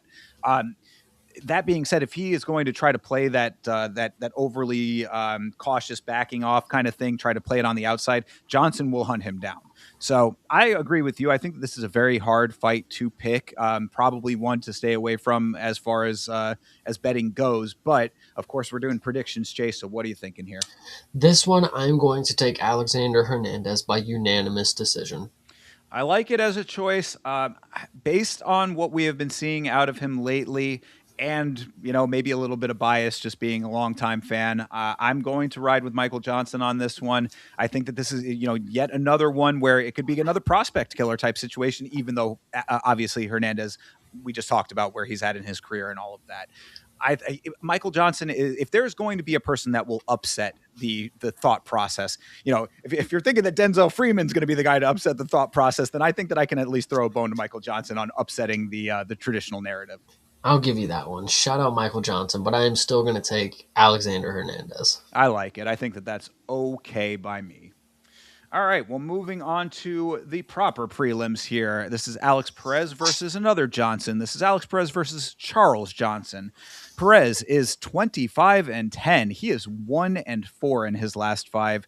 Knockout win over Mateus Nicolau. His losses are a unanimous decision loss to Muhammad Mokaev, sub losses to Alessandro Pantoja and Asu Almabayev, and a knockout loss to Tatsuro Taira. Johnson is 18-7. He is I think this is okay. Sorry, I have a wrong there. He's 4-1 in his last 5. His wins are unanimous decision wins over Jake Hadley and Sumadarji, knockout wins over Josh Van and Lonnie Kavanaugh. His loss is to Ramzan Temirov, who was, of course, on the gear at the time. Yes, and he was retroactively suspended or whatever the hell it was. But unfortunately, Correct. the loss was not taken back by the commission. Unfortunately, so yeah, so Indeed. it could be 5-0. You know, whatever the case may be. I mean, it was a decision loss. You know, so whatever you want to say, this fight is interesting because while Charles Johnson, again, proven vet, he's going against somebody who's not a prospect. You know, this is not your traditional guy that he's normally beating. You know, Alex Perez, though, never really was anybody that I was keeping an eye out for. You know, he never, the first time I saw him, actually, he got the knockout against Mateusz Nicolau, and I was bought in. I was like, damn, this dude's kind of good, you know, whatever. And then I saw him get injured against Tyra, and I was like, yeah, never mind. That's I This was dude was wanted to. frail. I wanted to say that too. Is that when I say a knock, it's more TKO loss because of the Yes. injury in the Tyra fight. Just to clarify that. Sorry. Absolutely. No, you're fine. And then, you know, he came back and the last performance that he just had against Asu Amabayev, I bought into it. I really like his style. I actually like he truly does have like a marauder style to him. He just walks in and throws bombs, you know, and then he just it's funny because they classify him as a grappler and he's definitely not. I mean, he's been subbed plenty of times and he's, you know, never really trying to grapple himself. He's always trying to strike with people. Um, Shout out to him, but I think this is a good performance that he could have against Charles Johnson because again, they're both going to be striking, and Alex Perez has that. You know, he's just going to dog it out. He's going to get in your face and he's just going to walk you down. But Charles Johnson, long range, he's going to be able to pop him. I mean, he's just going to be able to pop him all over the fucking cage. Will he finish him though? It's crazy for me to say. I know Alex Perez is somebody who gets finished by slipping on anything, but I think he might get to decision here. I think we might get a Charles Johnson decision because I mean, he knocks out prospects, but he doesn't knock out these veterans, guys. Come on. Yeah, well, I mean, he does have a knockout win over the current champ. We, cannot It's not deny a that. veteran. It's a Yeah, prospect fair, still. fair enough. But I mean, look, you talk about the marauder style of Perez. I mean, I think that the interesting thing to me in this fight is that for the longest time, Johnson had that style where he was just a run and gun guy. Like if you go back to some of his earlier fights, like I mean, not earlier, but like maybe like 2024 ish range, 2023, like he really was a guy that just went out there and was like balls to the wall, just go, go, go, go, go. And I think that over time he has kind of come into his own in a little bit more of a way. Like I think that he's a little bit more comfortable now. He's a little bit more like Methodical. yeah, methodical. He unfolds himself in the fight a little bit more. He sets himself up a little bit better. He's not just trying to bite off the head of his opponent from the second that he's in there. Yeah. To be fair, that's kind of why he lost to Temerov. He never got going. He was just always the gear behind where he was supposed to be. You know, he never took flight, you know, like whatever you want to say. Well, yeah, but the gear behind Temerov was in injectable form. So True.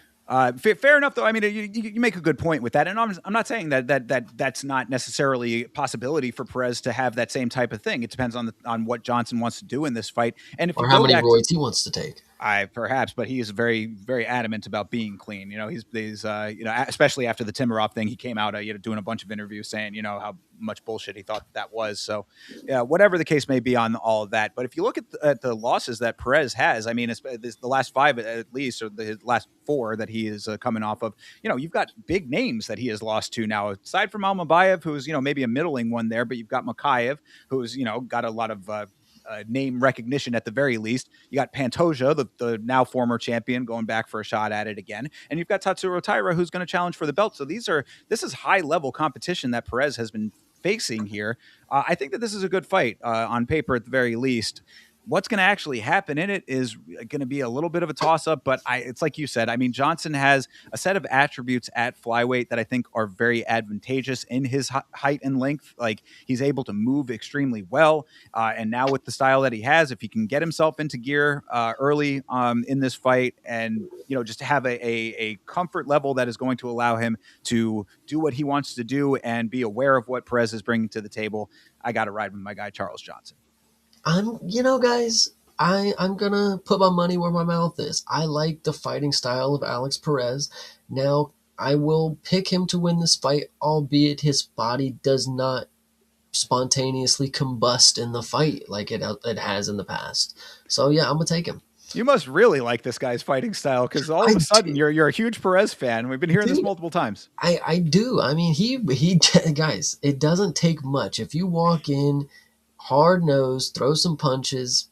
I mean, guys, you can make a fan really easily if you don't act like a fucking punk in the cage. Alex Perez, listen, 33 years old, he's still got a chance, guys. He's still, I know he's 25-10, but he ain't gonna get no belt or nothing like that. But like, there's still a chance where he could put on a performance that you're like, I see the vision. You know, if there was a time and a place where he could have stayed healthy and the right trajectory, I just want you to be like, there, I see it. Like, I see the good fighter right there. That's all I'm asking. I hear you. You know, fair enough. I'm not hating on the guy at all. I mean, like Mhm. I like him as well. I think again, I think he's been dealt a tough hand. He's been going up against tough opponents, so it makes sense that he is where he is right now. I think the 1-4 in his last five does not tell the story of the fighter. I think he was beating Asu. I mean, that's what I was thinking. You know, up until he got submitted in the third round, like I was thinking, like, man, he might be up 2-0. You know, like that's a True. crazy performance. Yeah, most definitely. So it's not out of the question, but I just know that Charles Johnson is a dude that I've been a fan of for a while. He's a guy that is, he's very tough, and I think that with this new kind of more plotting style that allows him to be a little bit more self-aware and aware of what's coming at him, I'm going to be sticking with Charles Johnson on this. One last thing, I Yeah, think another reason why I like Alex Perez so much is like there's fighters out there who, you know, they don't claim to be the smartest, you know, they don't claim to have this crazy fight IQ. They just go in there and fight, you know, like they don't. When I see Alex Perez, I don't think of a guy who's like, man, he's really out there just like 4D chess. Like, no, he just fucking sees what happens, you know. He just goes in there, and if he loses, he loses. You know, if he wins, like, damn good. It hasn't happened in a while, but if he wins, cool. If he loses, another day at the office, you know, I mean, he doesn't, I don't know. I like the fact that I don't feel like he takes it, you know, to heart too much. Like, obviously, you want him to take it serious, but at the same time, he's not in there thinking he's going to be the fucking greatest of all time. He's a fighter. He's just here to get a paycheck. And Charles Johnson is a good opponent, and he would love to get in the cage with him, it looks like. And I like that about him. well, do you think that a little fight IQ could have had him land better when he was going down with Tyra and not been out for multiple months? Well, the thing is, it's not even just about that. Is like that first instance, yes, he had somebody on him where he did not fall down and then injured himself, of course. But then, you know, two fights later against Asu Amabayev, he's in the same situation where he's in a standing position with somebody on him. Like, dude, just get at, like, figure something else. Like, why are you just trying to hold them up, like, and trying to do all this shit? Like, I don't know. Yeah. Fight IQ, I would definitely say, is an issue, but I'm not here for that. I'm here for him throwing hands and, you know, getting his face in the mix. Sure.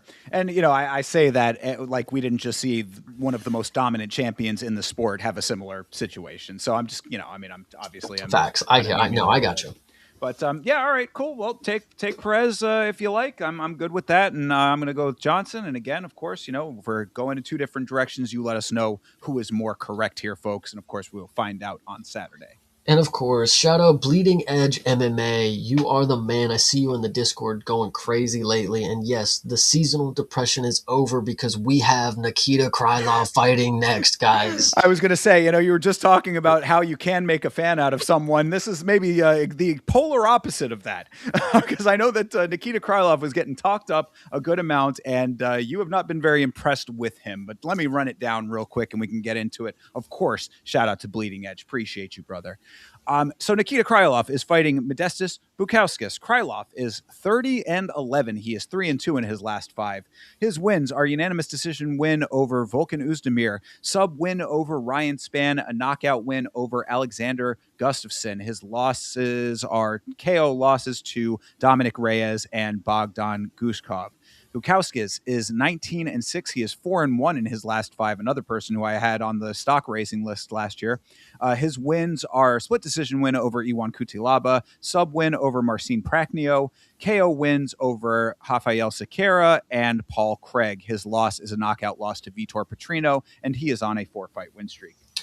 Now, this fight it's not very interesting to me. I mean, it is in the fact that we're going to get a very fast, probably knockout, because Nikita Krylov puts his face into punches. He has the, somebody in the chat earlier came in and said Manuel Torres is going to be a very big thing. And the reason I disagree is because he does the same thing Nikita Krylov does. They throw a 1-2 and then they overstep on the 2. And it's like you just leave your face right in the fucking action. Yeah. Dominic Reyes just blasted this dude when he fucking did that. And it's not even like the craziest read ever. It's a very basic thing. It's just a pull count, whatever you want to say. Nikita Krylov at 30-11 pro wins. I mean, he is the marauder, that is, he's got like a 92% finish rate or something like that. Like, the dude is genuinely good at one time, but it's not anymore. Modestas Bukauskas, when you paint the picture as what it was, you are right. He has actually been doing a lot better than I want to give credit for, because I remember the one performance against Ebo, right? Did he go against Ebo and they did nothing against each other, or am I mistaken? No, that the Ebo one was Billy Elikana, I believe, but I don't know if I remember a fight where he was in that was like not necessarily like a blazer, but yes, and that's the one that I feel like I remember most about him. But you are right. He did go in there and Paul Craig tried to fucking pull guard on him and he smashed his fucking head in. Loved that one. And then, of course, the Sakara one. And then the Iwa Kutalaba one, he definitely won. There was another one that you said that I kind of low-key forgot about. But Modestas Bukauskas, I will go ahead and give him some credit. Shout out Lithuania. I mean, they're clearly giving him a layup here, because Nikita Krylov, chinny is one of, we don't take that lightly. But when I say this dude is chinny, like this, it's over. I mean, it's over for him. Modestas is going to smash him probably. yeah, Mateskis he's a dude who has been doing great things recently. I mean, a knockout loss to Vitor Petrino at the time when Vitor Petrino was knocking people out in this division. That to me, especially now that Vitor has moved up and is still doing that, I think it kind of ages pretty well. Modestas is like, I think that he's one of those guys that it's like he's not necessarily like electrifying, and I think that is to his detriment, is like where people have him in their minds. But this is a winnable fight for him at this point with Krylov. And am I mistaken in that? I think that it was Joe Rogan was talking about Krylov juicing, but we never actually like that. There's no like actual allegation there, right? Is that tracking to you? Because I remember I've never heard this.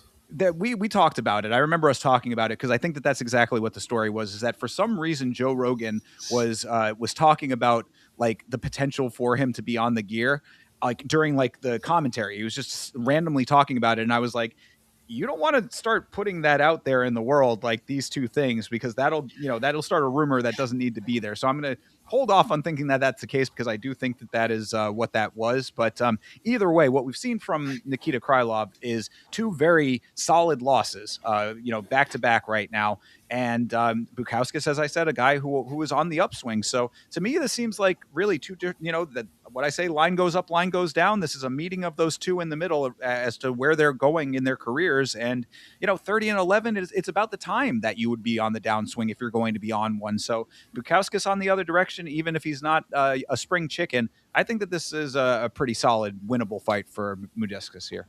Okay, so what is the verdict? Who do you got? I'm going with Modestas Bukauskas. As I said, he's a stock raiser, in my opinion. He was one that was on the list. I dug deep for the people that I was raising the stock with in the year-end wrap-up, and I was really glad I picked him out because, like the 3 wins in the last year, all of his fights were wins. Mm-hmm. Nice. Yeah, I do like that. I am also going to go with Modestas. Yeah, all right, sounds good to me. And Krylov might be at the point of fighting for his career. I mean, granted, he's a long-time guy in the division, so maybe they give him a little bit more leeway, but 3 losses in a row never looks good. Hell yeah. All right, well, next up, talk about trajectories here. This is Ateba Gaethje versus Andre Pulaev. Gaethje is 9-1. He is 3-0 in the UFC after a win on the Contender Series. His wins are knockout wins over Jose Daniel Medina, Robert Valentin, and Tristan Vines. He is on an 8-fight knockout streak. His opponent, Andre Pulaev, is 10-3. He is 1-1 in the UFC after a win on the Contender Series. His win is a knockout over Nick Klein. His loss was a unanimous decision loss to Christian Leroy Duncan. And of course, the unanimous decision win on the Contender Series was Yeah. So, actually, before I wanted to get into this, I wanted to let everybody know that if you didn't know, Ateba nickname is Gautier because he is the GOAT. And the other GOAT that is in the chat right now is the 10-7. So I wanted to give him a shout out before I get into anything else here. But Hell yeah, yeah. Ateba Gautier is obviously the guy on watch right now. I mean, when they come out with the odds, I would not be surprised if, again, we have a minus 1,500 looking thing here because this guy, if Pulayev actually is able to listen, and I talk about the Christian Leroy Duncan performance a lot, and I don't know where I stand with that with Pulayev because do I want to believe that he danced 3 rounds and did not engage at all with COD? Yes, because that's what I believe I saw, but also COD doesn't perform unless he's in the apex. So I think it was also one of those moments where you just had a dude who won't perform and a dude who doesn't want to perform, and they just ended up having the worst fight of all time kind of deal. Will Pulayev want to engage with Gautier? I don't see it, guys. I truly don't see it from the way that I saw him interact with Christian Leroy Duncan. I mean, this guy's 10 times scarier. I mean, Christian Leroy Duncan might as well be, that's Will Smith to this fucking guy. Like, I don't know. Gautier is just, he's powerful, man. He's got a lot of different, I mean, I don't know, guys. I can't really tell you anything else. He's gonna punch this dude in the face, and the dude's gonna fucking die, probably. Like And that's how that's it goes. I mean, really, I think what you just went over kind of tells the tale here. You got all of these things with Pulayev. Oh, well, was it this? Was it this? What you know about Gauthier is he goes in there and people go to sleep. That's Yeah, what you need to know. So it's like Pulayev, I referenced him earlier saying that, we were talking about the first fight with Ty Miller. Pulayev is the guy who said, oh, it was first fight jitters. I was just not in my element yet, whatever. Gauthier comes in here, and again, people go to sleep no matter what fight he is at this point. So it's like you want to talk about like where these people are, what they could do. I think that the fact that Pulayev is 1-1 in the UFC with Nick Klein being his win, and Christian Leroy Duncan, who is a more, not necessarily like a veteran in the sense that he's an older guy, but a dude who has way more UFC experience, that ends up being the fight that was. Gautier is coming in here with the will, determination, and power to do what he needs to do. Pulayev, I think, is just going to be out of his element. The only thing I will say is that Pulayev does have a little bit more ground game that we have seen. And that is the one thing that we have not seen. That's the X factor right now when it comes to Gauthier is what is going to happen when somebody exclusively tries to take him to the ground. Robert Valentin might have been the guy that tried to do it or could have tried to do it, but he did not get to that point. Will Pulayev be able to actually level change with this guy? guys, I just don't see it at all. I'm taking Gautier, and if you would noticed in the chat, our boy Lachlan has broken it down for you. Ateba is paying $1.10, so if $100 bet will get you $100.10 payout. Love to see it. Love to see it. So I mean, wouldn't that make that? who That knows would, the math? yeah, I'd I say don't know, but either way, wouldn't that be Gautier. Teba as the plus?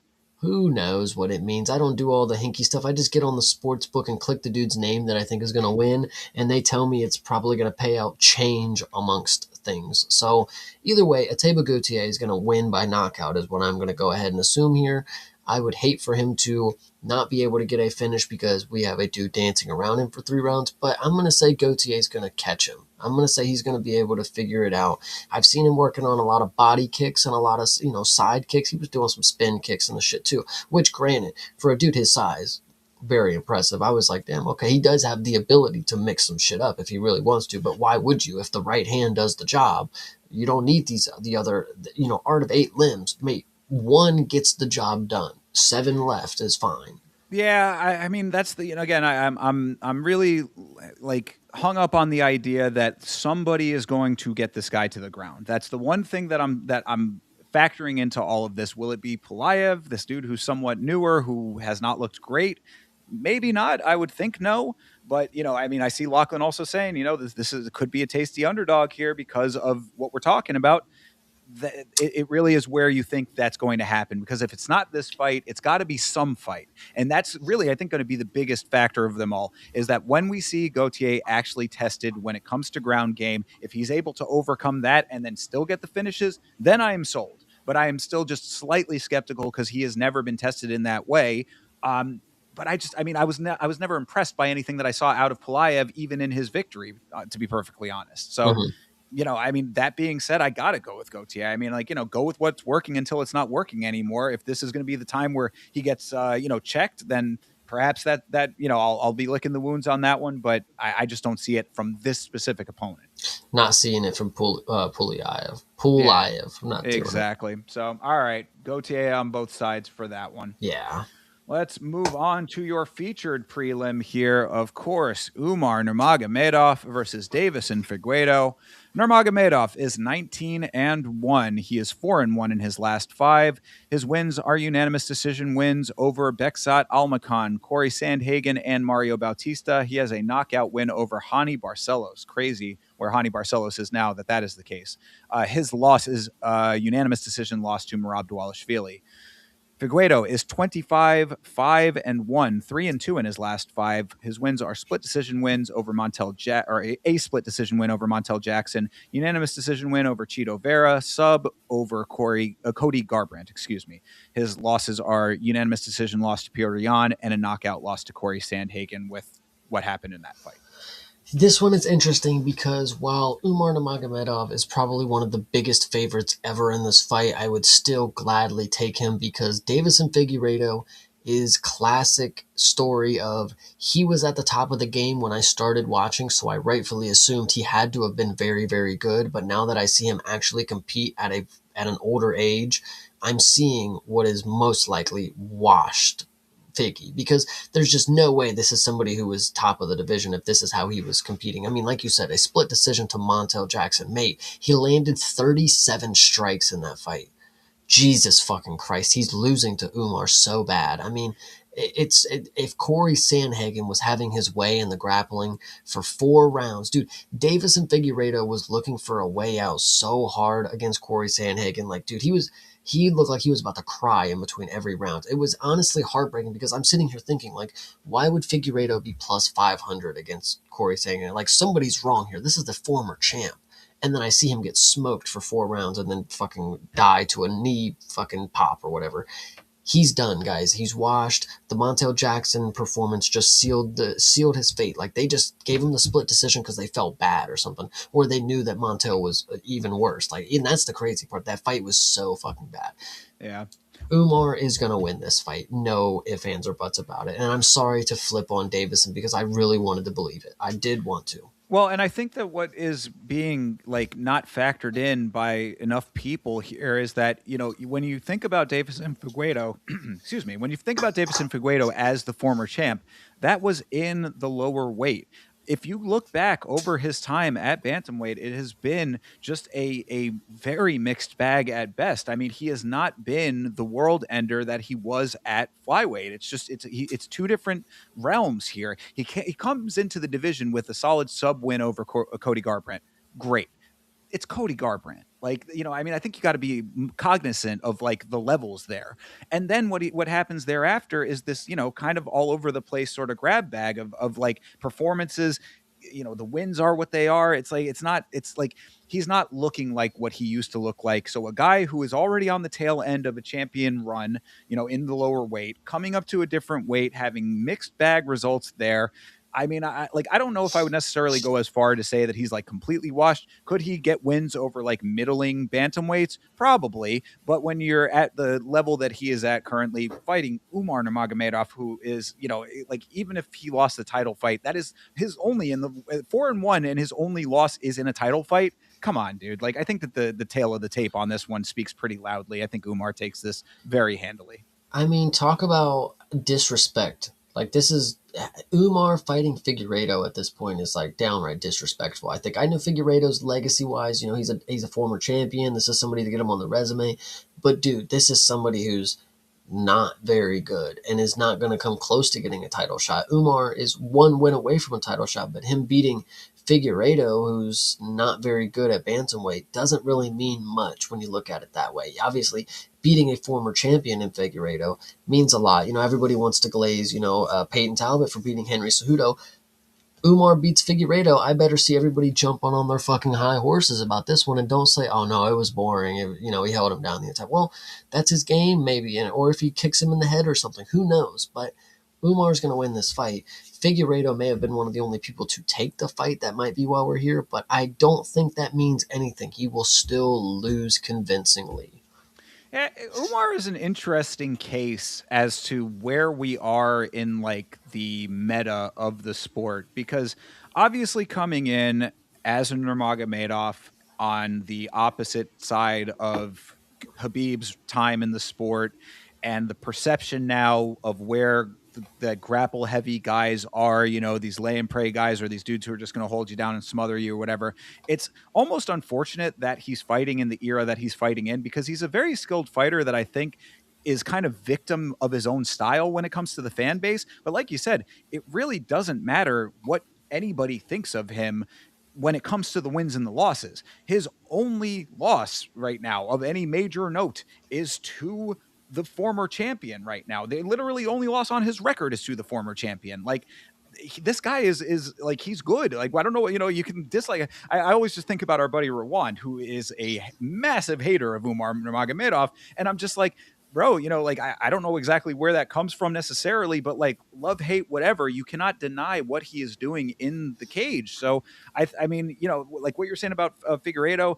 I'm saying, you know, you're, I think, a little bit more harsh on him than I am with all the talk that you're talking about. I'm just saying that he's kind of sunsetting a little bit. You know, he's on the, like you say, he already had his championship run. He doesn't need to be thinking about belts anymore, but, you know, and he's not able to necessarily pull off the ability to get himself into that conversation. Right now, Nurmagomedov is just is trying to bounce back after the loss in the title fight and doing exactly what he needs to. They bounce him down to Mario Bautista. He handles that exactly as he should. He gets this fight. He's going to handle this one as he should. He's going to be back in the title equation sooner than later. And this fight is just a stepping stone to that. 100%. I mean, there's a reason that Pieter and Umar haven't fought, right? So we're waiting for it. Yeah, absolutely. So there you go. I mean, I think that it's a pretty easy call on this one. Umar Nurmagomedov, probably by decision, but, you know, we'll see if some rabbit comes out of his ass. True. Yeah, I'm taking the decision on that one, too, for Umar. True. All right. Well, then let's move on to the next one. I think that this is a very interesting fight to a lot of people, one that people are excited for. This is Arnold Allen versus John Silva. Allen is 20-3. He is 3-2 in his last 5. His wins are unanimous decision win over Giga Chikadze, KO wins over Dan Hooker and Calvin Kattar. Good ones. Losses are unanimous decision losses to Max Holloway and Movsar Evloev. Good losses. John Silva is 16-3, 4-1 in his last 5. His wins are KO wins over Charles Jourdain and Melsik Bagdasaryan, TKO doctor stoppage over Drew Dober, and a sub win over Bryce Mitchell. His loss is a knockout loss to Diego Lopez. This one is interesting because I think a lot of people, and downright everybody, rightfully is writing off Arnold Allen. You know, time off, you know, a fighting style, a lot of different things play into that. But I think, and I think they're not wrong to do that. I think John Silva offers a lot more in the cage, and he's a lot more versatile. He's got the X factor, of course. You don't really know what he's going to do. Arnold Allen, I mean, he's kind of just a copy paste kind of fighter. You know, when it comes to what he does and what he can do, you know, we've seen it before, we'll see it again, kind of deal. He does have an English chin. You know, he has never, I don't think he's ever been knocked out, if I'm not mistaken. I mean, 3 losses, God, yeah. That's pretty damn good to think about. But, go ahead. No, I was just, you know, and I was going to say, as I had just said, the losses are good. You know, I mean, Max Holloway and Movsar, I mean, these are fine. But to go to decision with both those guys, I mean, that's, you know, it kind of what should happen, I suppose. But at the same time, these are not bad people to be losing against. What I want to say about Allen, though, it's a note that I crib a little bit off of you. I think that the thing about Arnold Allen is that he doesn't exude killer. You know, he doesn't have the presence of like the killer instinct, and that I think is why a lot of people are riding with John Silva. You know what you're getting out of him, and even if it's all like a bit more played up, a little bit character based, he does go in there and back up a lot of his a lot of his persona. No, he is really, really good. And I think that, you know, I think that's why I would pick him to win these encounters. But I think what Arnold Allen has, and I think this is what he shares with Diego Lopez, and I think this is what evidently could become key. And I know a lot of people won't want to believe it, but when John Silva fights, what he uses to his advantage are called antics. He does a lot of in game antics where he will stop the fight to get a high five, to get a hug, to do any sort of thing that is getting his opponent out of their rhythm. What I think Diego Lopez did perfectly was not buy into any of that. And I think that is what Arnold Allen potentially could share with Diego Lopez. And I think that is obviously one of the only things that I think he'll share with him, other than some hard nose, put my face into some shots and return fire type of deal. But Arnold Allen should not, by my accord, be falling into any of these antics by John Silva. And I think that is what's going to be a factor in this fight, because it always is for John Silva. But Arnold Allen being able to deflect those, I think, is going to be very, very key. If he can stay locked in, there is a possibility that he can win. But if he gets roped into having fun, just like everybody else, it's over for him. I'm really glad that you brought that up because yes, we talk about the quote unquote fraud checks, right? I would not class losing to Diego Lopez to be a fraud check. However, if there is anything that was fraud checked, it was exactly what you were just talking about. Knowing that this is what John Silva is going to do, he's a gamesmanship fighter in a lot of ways, and a lot of people have fallen into that trap. Really, I mean, you think about it in these terms. He got so into Bryce Mitchell's head that Bryce Mitchell like abandoned game plans in there once he was encountering those antics. It's like he has a way of needling fighters and kind of luring them into false senses of security. And Arnold Allen has the opportunity now, after that was exposed by Diego Lopez, to not fall into that same trap. That should be the biggest takeaway for anybody who is potentially fighting John Silva going forward, is look at the Diego Lopez fight, look at how Diego approached that fight, and at least copy that element of what he was taking to that fight. Do not play into all of the handshakes and the high fives and the smiles. Like, you need to leave that well outside of the cage, lock in, focus. Arnold Allen does have that opportunity. I will give you that. Yeah, and obviously I see the chat and I see Twitter and social media making this whole big thing about we have two different spectrums of autism here. I don't care what it is, guys. I know we have one thing in common between these two fighters is they like violence. And I would love to see a fight where both of them endure violence for my viewing pleasure. So this would be really fun. I mean, from what I understand, weaponized autism could be the best base for MMA. So, fair. So, okay, then that being said, what are you thinking?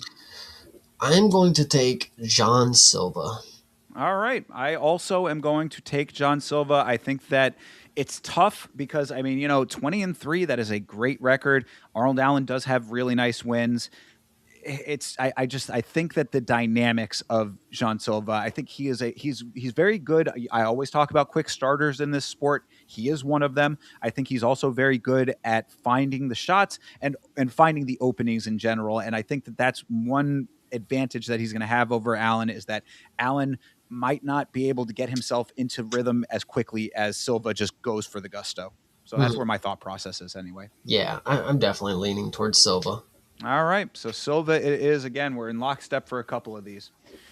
This one, maybe, I don't know. We'll have to see what we got to say about this. This is, of course, Natalia Silva versus Rose Namajunas. Silva is 19-5-1. She is 5-0 in her last 5. Her wins are unanimous decision wins over Alexa Grasso, Jessica Andrade, Viviane Araújo, and Andrea Lee. And she has a knockout win over Victoria Leonardo. So yeah, she is on a 13 fight win streak currently. She has not lost a fight since 2017. That is a very large amount of time, over 10 years almost 10 years. You know who it was she lost in 2017 too?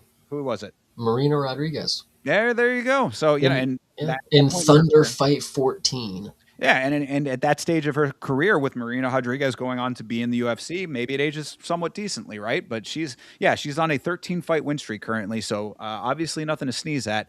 Rose Namajunas is 15-7. She is 3-2 in her last 5.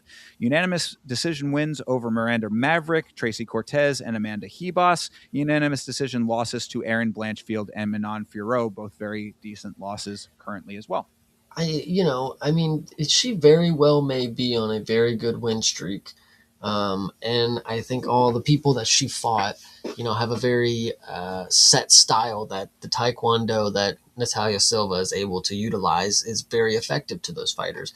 But if you'll look a little further down in her history, I mean, she's definitely lost. I mean, Marina Rodriguez beat her unanimous decision. So whatever happened that night, it could happen again, I would say. I mean, Marina It Rodriguez is was it was not 10 even, years ago. but the point still stands. I mean, she may be locked in now, sure, but she's been submitted twice. I know it's not like but she's experienced these losses before. Whether you want to take that as a good thing or a bad thing, I mean, she's been knocked out as well, TKO or whatever you want to say. I mean, she's experienced losses before. It's not like she's just never done this before. But the thing is that I'm saying is, Rose is one of the most versatile women that we've ever seen. I'm not the biggest fan of Rose, but I will admit that she's been around. She has always had not good game plans, but she's always had a game plan in mind. Whether she executes, that's different. But Rose is definitely a special fighter when it comes to the UFC. She is somebody, again, when you fight her, that the name on the resume is good, either way you look at it. But I think Natalia Silva, having such a unique style, I think Rose potentially could be one of those people that has the game plan to beat somebody like this. And I mean, the answers are already there. She's lost 5 times before. It's not like she's some undefeated prospect who nobody has the answers for. I mean, she lost 5 times before she went on a 12-fight win streak, So Rose can figure something out. And if she does figure something out, she has all the tools and all the skills to execute a win over her, I think.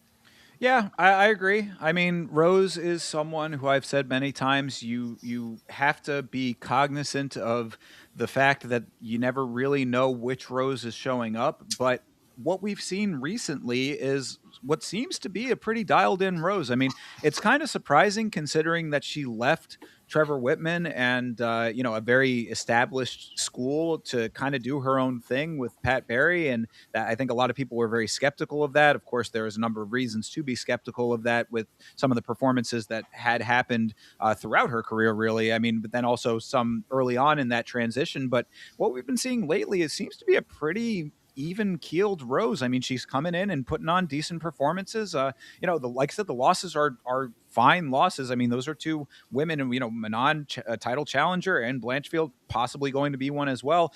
These are fine losses, and Rose obviously is one of the perennial women's names. I mean, she's one of the highest level women fighters that we still have on the roster, I would say, even if she's inconsistent, which keeps her sort of lower in the conversation than others might be. So I'm agreeing with the thought process on all of that. I think that the why I'm going to also kind of side with Rose on this is that Natalia Silva, she has a very what I would consider like an in the box kind of style. Like it's not like all of the wins that she's had up until this point in the UFC. It's like she doesn't really have to dig deep for them, and I think that Rose is going to challenge her in a way that she hasn't been challenged before. So to that point, I think is actually so. When I asked, if so, Natalia Silva having 5 losses before she went on a 12-fight win streak to where we are now. In your mind, just quick before I get into my next point, does that matter to you? Would you say that matters now that you've seen her go on a 12-fight win streak? The losses you're talking about? Yes, the 5 losses before previously, 10+ years ago. Nah, not really. Not really, because I want to believe that there's evolution to the game and that maybe she just figured out whatever the problems were that gave her those losses. And so I used that as a talking point of why I would pick Rose in the situation. But I remember just a few weeks ago when I had brought up the point is, if Michael Morales had actually lost to those people and it was pro bouts, does that matter? He has knocked out 17 different people afterwards, 8 of them being UFC, whatever you want to say the case is. The number 2 ranked guy in the world he knocked out. Does Oh it yeah, matter that he lost to an Uber driver in 2012? right. Oh sure. Well, and again, at the time, I also said no. So yeah, I mean, Exactly. So I right. think I think I was just sitting here thinking on the point that I was trying to make, and maybe I was being a little harsh. Natalia Silva, 12-fight win streak, again, UFC competition mixed into that. But but that, I'd say it goes back to what I was like, why I set it up that way though, is because I'm saying like even with the win streak being what it is, I've just never felt like I've seen her had to have to dig deep. Even mm, in the Alexa Grasso fight, like that was the one that I was like, oh, okay, finally we're gonna get to see her. Like they put that fight on main card of the pay per view as the big. This is what you got to watch out for. Natalia Silva is up next, and what did we see? A very down the line, very standard decision win. yeah. So I mean, I'm just not seeing like some like her being pushed to any great limits in her fights. Rose is somebody who will dig deeper if she has to. Is basically what I'm getting at. Yeah, no, I definitely agree, but I'm gonna hope that Rose actually pulls through because Natalia Silva, I mean, she has a style that wins decisions, but that is a point striking affair, and it is not necessarily my favorite fighting style. But amongst women flyweights, I guess beggars can't be choosers when it comes to women who win fights. I guess there's a way to say it. Sure. So final answer is Rose. Rose. All right. I also am taking Rose on this one. Let's see if we can divulge on any of these here. Maybe this will be the one. This one next up is Waldo Cortez Acosta, excuse me, versus Derek Lewis. Cortez Acosta is 16-2. He is 4-1 in his last 5. His wins are a unanimous decision win over Sergey Spivak, knockout wins over Ryan Spann, Ante Dalia, and Shamil Gaziev. His loss is a unanimous decision loss to Sergey Pavlovich. Lewis is 29-12. He is 3-2 in his last 5. His wins are KO wins over Marcos Rogerio de Lima, Rodrigo Nascimento, and Taliesin Teixeira. His losses are a unanimous decision loss to Jailton Almeida and a submission loss to Sergey Spivak.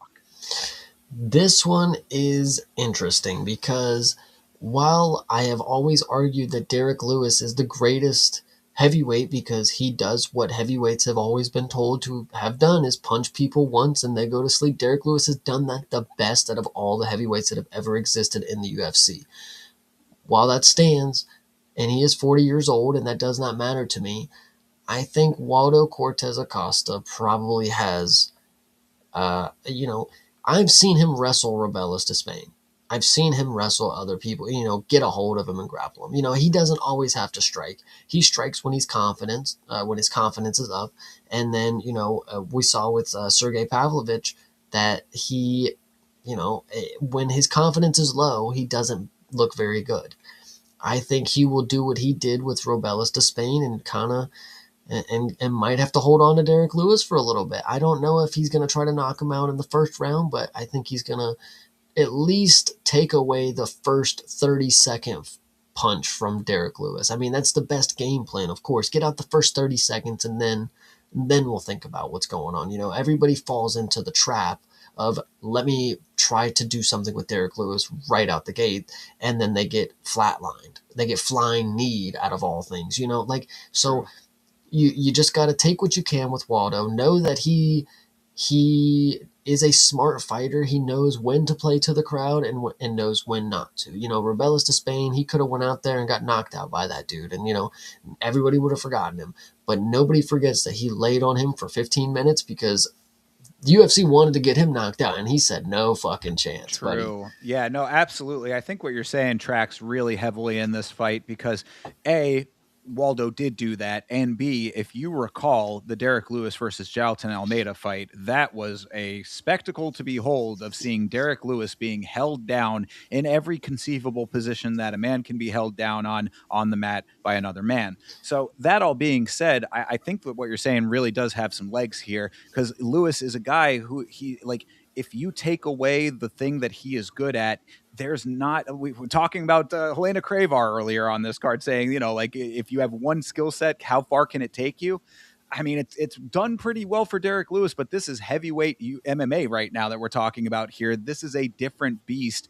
And now that people are actually developing some ground game in the heavyweight division, I think that people like Derek Lewis, it's hard to keep up with that. And you've seen it now in action several times. Knowing that Waldo has that ability, it's what we're talking about with Tepe Gauthier as well. I'm like, Pulayev might not be the guy to do it, but if somebody can, Waldo might be able to be the guy that can against Derek Lewis here, and he's willing to. That's the other thing. It's like some people who have that skill set. I talk often about how much I hate the when the commentary says, "Oh, he's got this wrestling in his back pocket. He just never has to use it." It's like if you don't use it, then it ain't there to me.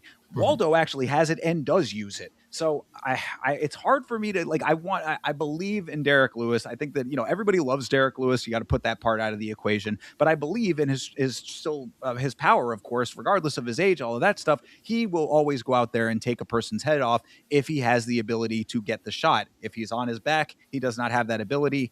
This is a tough one for me to call here. This guy has lost to Tai Tuivasa. We should not be surprised if he loses to Waldo Cortez Acosta. That's all that I'm saying. He has plenty of time left in the sport if he loses a decision to Waldo.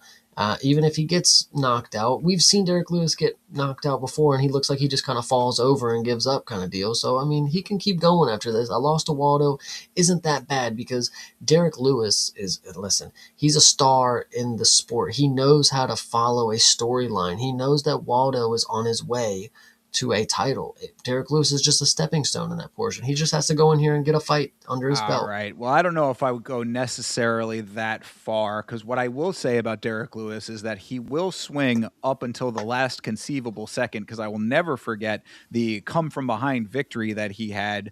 Was that against Volkov. Volkov? Yes, exactly. There you go. I thought it was like, is it Praknio or Volkov?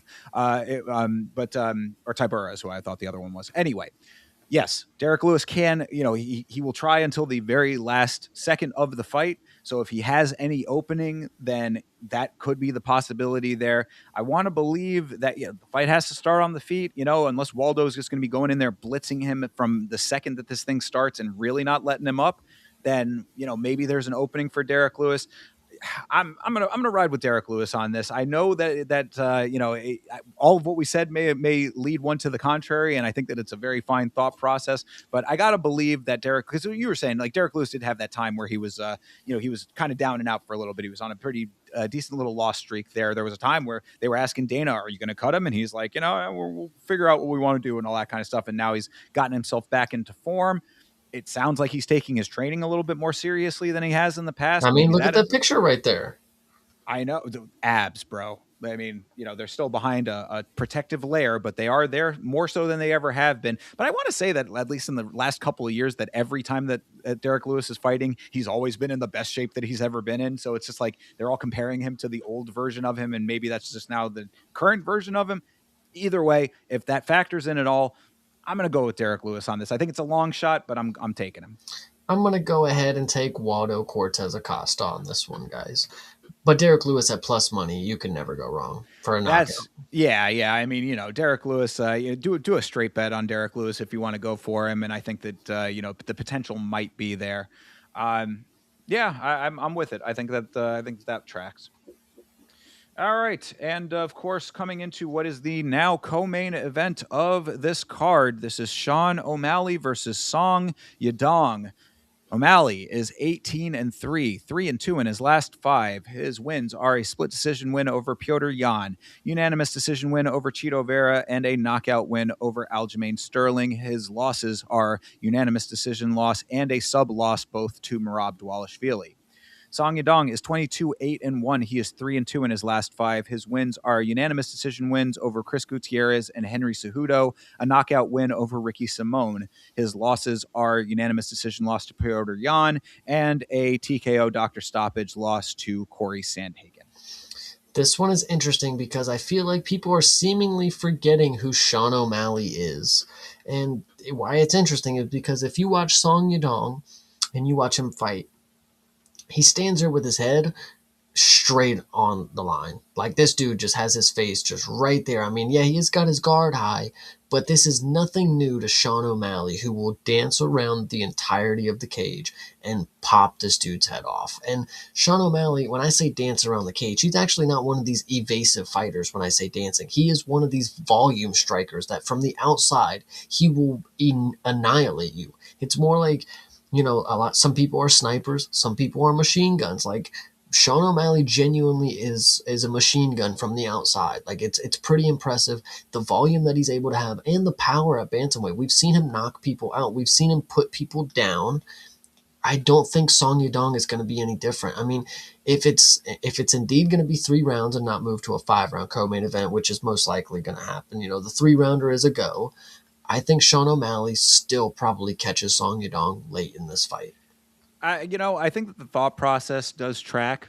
There's no reason to think that Sean O'Malley can't go back to being the power striker, especially in a fight like this. The one thing that I'll say, and why I'm slightly leaning towards Song Yadong on this, is because of the speed.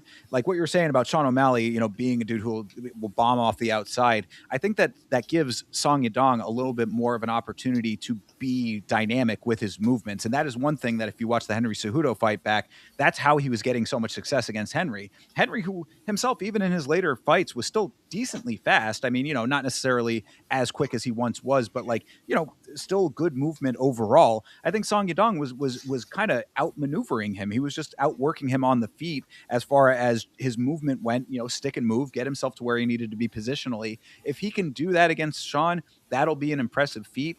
It's hard to say that he's actually going to be able to do that. I'm kind of torn on this one as well, because I do think that Song has a guy who, the losses that he has, it's like, yeah, the Corey Sandhagen one, whatever, that is what it is. But a unanimous decision loss to Petr Yan, who's the current champion, that is a pretty good loss to take, I would say. I mean, overall, I think that Song Yadong brings a lot to this fight. And really, I don't know if, is O'Malley the same guy that he was before his losses, I guess, is also the question.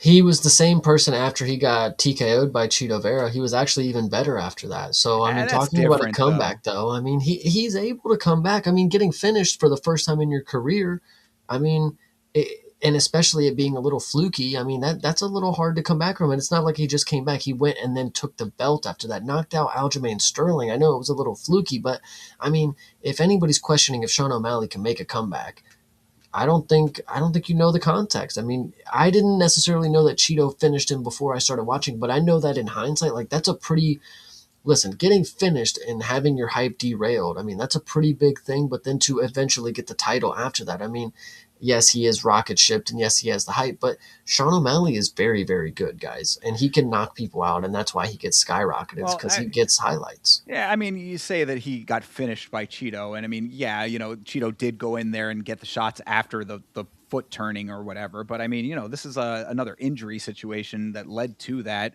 and that's what he hung his hat on for so long. So I think it's a little bit different between what that situation was in that fight versus getting sunned by Merab twice in a row. I mean, he was injured in the first fight, is what they said. So, but then he didn't come back and I mean, but up until that fight, it was like, oh, I was hurt. I'm gonna have a good comeback, But then he didn't, of course. But it's Merab, who's the fucking goat.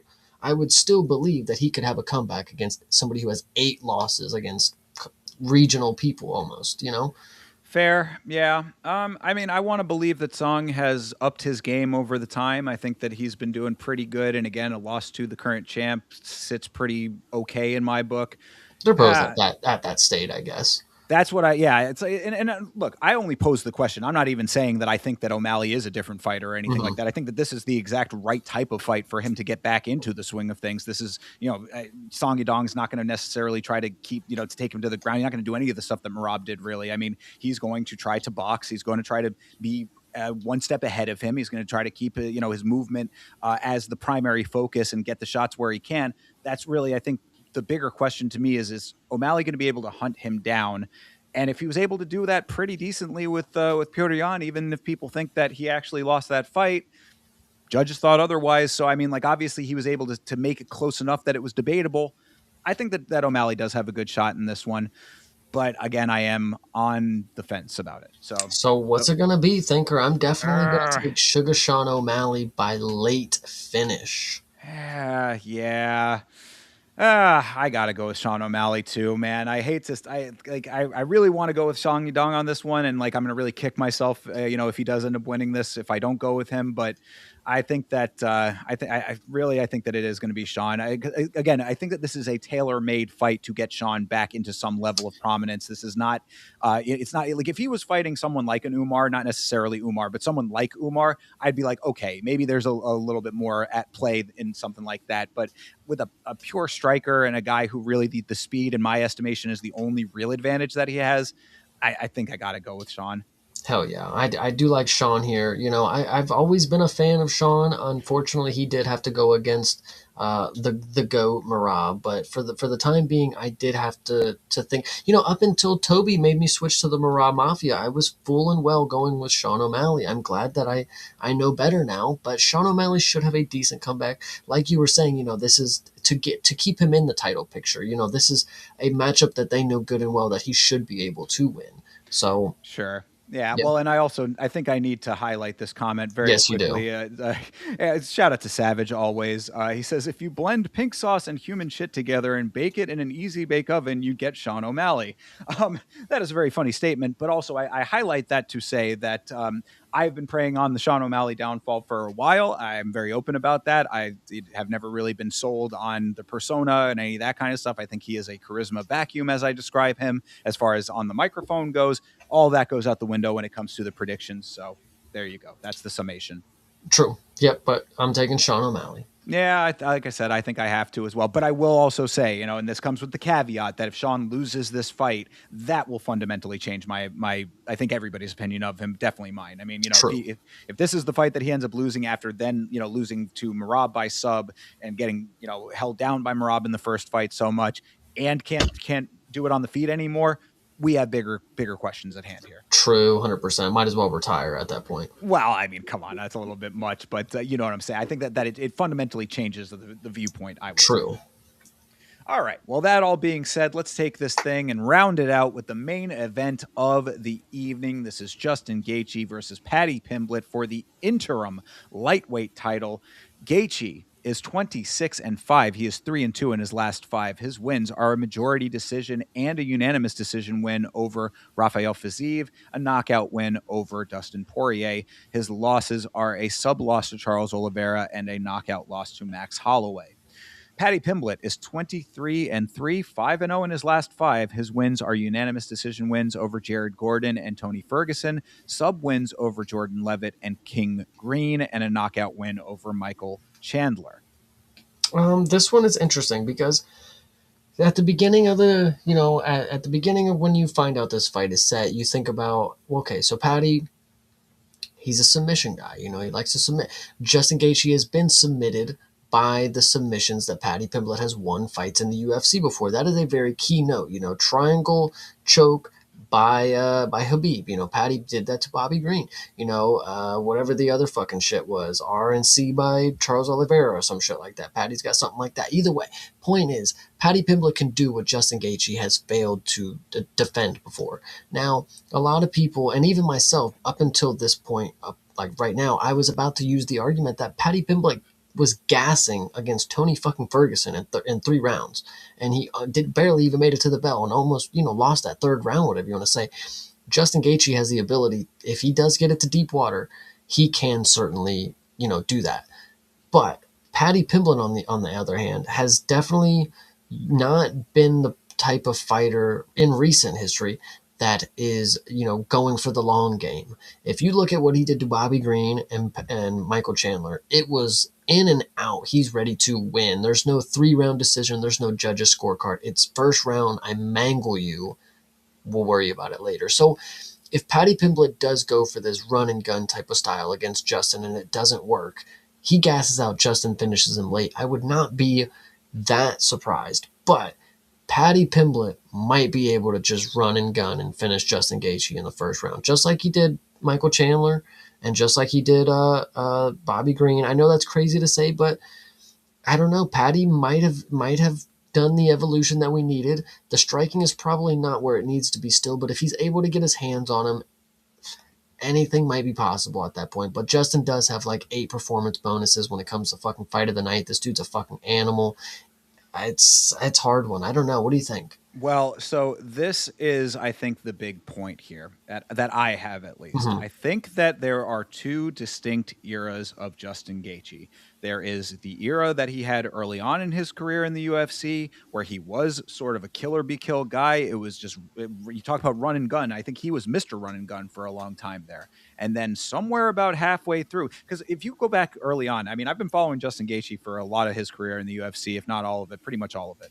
And early on, he was himself saying, I can't keep this up. Like, I know myself in the fight style that I have, like, this is not sustainable. So I got to get in and get my wins now, get my money now, and make a graceful exit from this sport because this is not something that can last forever. I think that that thought process changed about maybe like 3, 4, 5 years ago, something like that. Maybe like more like 4 years ago, something like that, somewhere around there, where he kind of got himself into a coachable position and started actually like wanting to be a little bit more methodical, wanted to be a little bit more fight IQ as opposed to just balls to the wall. I think that a couple of those knockout losses started to maybe play into that.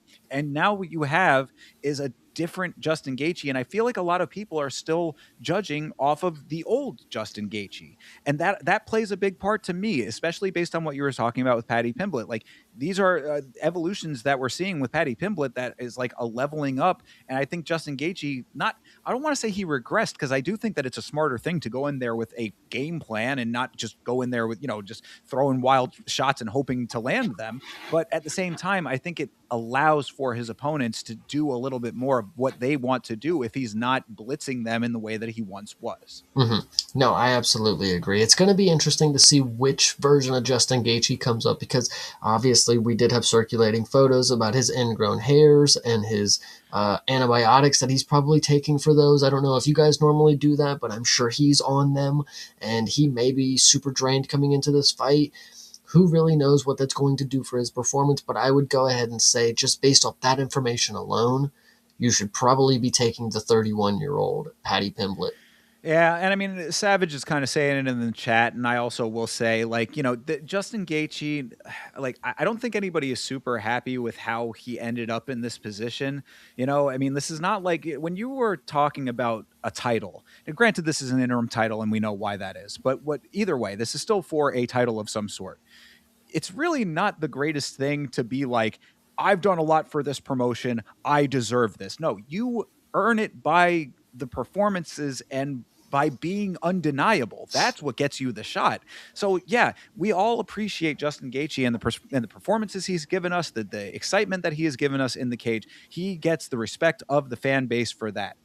In this circumstance here, when it's I'm going to fight for the belt or I'm retiring, and then if I lose the fight, I am retiring. I don't think any of those play in to the perception very well, at least from how I'm looking at the fight. And then also what you said, I think that the ingrown hair, quote unquote, or staph infection, most likely, whatever, that's certainly something to factor in. We saw what happened with BSD with that. These are all of the things. Like there are too many what if factors with Justin Gaethje in this thing that are not good ones, and Paddy Pimblett doesn't bring any of that to the equation. Well, I actually would like to bring you a what if scenario because I genuinely do believe that I've been watching some of the interviews that Paddy Pimblett has had circulating post his Dan Hooker encounter, and I would like to believe that it looks like it's weighing on him a little bit. I don't know. Maybe Dan Hooker pushed the right buttons. Maybe Patty is all in a depressive mood as of right now because he got the brunt end of the jokes. You think that Dan Hooker got into his head so badly that he is being mentally affected by a guy who he is not fighting currently? I think yes. I think we could see Paddy Pimblett not show up 100% on his A game, and I mean, listen, is that crazier than him pulling the card of like as of what he did? He literally started crying about the shit after he made the initial joke. Would it be crazy for him to be all soy and upset, like and come into the fight still mad about Dan Hooker? Like I totally could see that happening, and then. I don't know. I feel like he might just be off his game, man. Well, these are the questions, I suppose. I mean, crazier things have happened in this sport. All right. Well, with all of those, with that as the landscape between these two, then what's your final call here? I'm going to take Paddy Pimblett, and I'm going to take him by finish. Really? All right. I am also going to take Patty Pimblett. I think that it is going to be a decision. I want to say. I know that that's crazy to say, but I think that because of the both of these guys being tough guys, I think that maybe it ends up being a little bit more grindy than we would think, and it's going to be a matter of if Gaethje can just defend the submissions, because I do think that's going to be eventually where it ends up going later in the fight.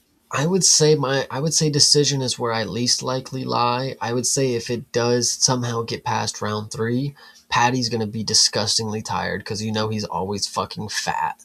And Justin is gonna be turning up and he's gonna have those hands popping and his hooks are really fucking good when he gets really tight in the clinch. His dirty boxing is really good.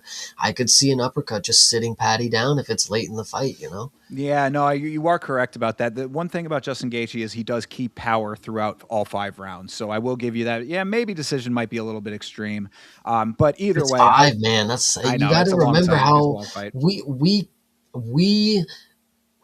we underestimate just how long those extra 2 rounds go. Because when you see 3 rounds, sometimes you're like, man, I wish we could have saw five. We could have saw, but like generally speaking, after three, these guys are really fucking tired. We see it in championship fights all the time. Like getting off the stool for rounds 4 and 5 is hard, man. It Yeah, genuinely takes championship level stuff. sure, and it's going to be interesting with these two with the specific styles that they have to see if they pace themselves for a 5 rounder. I mean, Gaethje probably doesn't need that as much. He has much more 5 round experience, but Patty, we're going to have to see. I mean, what's the I can't conditioning like? I can't imagine Justin's going to want to pace himself. He's got to just, if he gets a hold of me, then it's not over, but like once we get grappling, the game plan that I had is out the window kind of deal. I need to keep it on the feet, for as quickly as I can and get it in and out because if he grabs a hold of me, it's a game plan that I have, he's probably obviously he's assuming there's going to be wrestling and grappling, but once it's off the feet or once we're not in the striking range and it's a lot closer,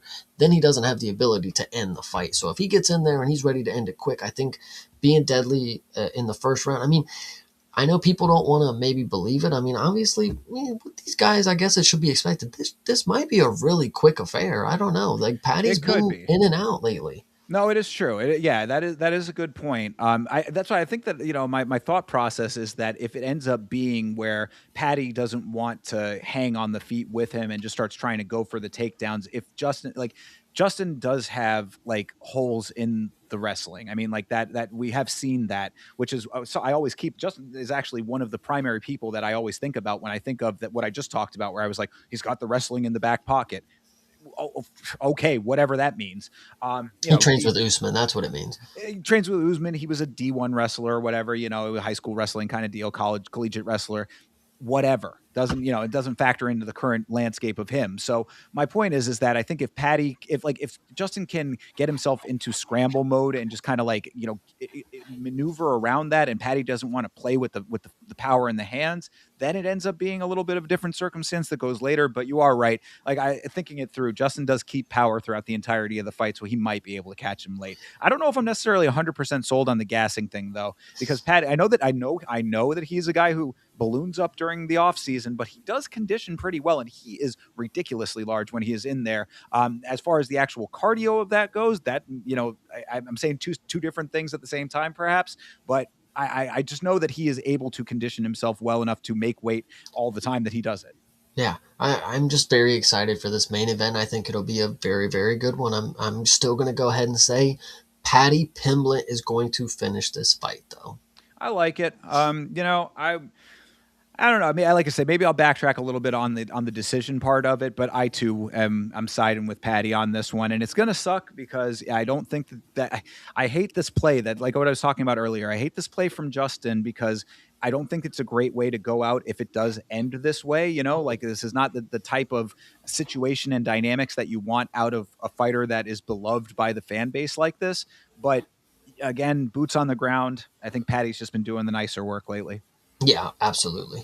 So, all right. Well, we will find out, of course, all of these fights' conclusions on our individual watch alongs for UFC 324 on this Saturday. That is youtube.com/@YamaShow. For me, Chase, where can they find you? youtube.com/@cpsmalls. And of course, on Friday, we will be going over the one cards. We'll watch one at 6:30 in the morning this Friday, Eastern Standard Time. And then, of course, at night, we will be doing either not PFL, the other one FC card, or LFA is potential as well. I have to figure out what time that actually starts, but we may just have both running. I got multiple options. So either way, make sure you guys check them out.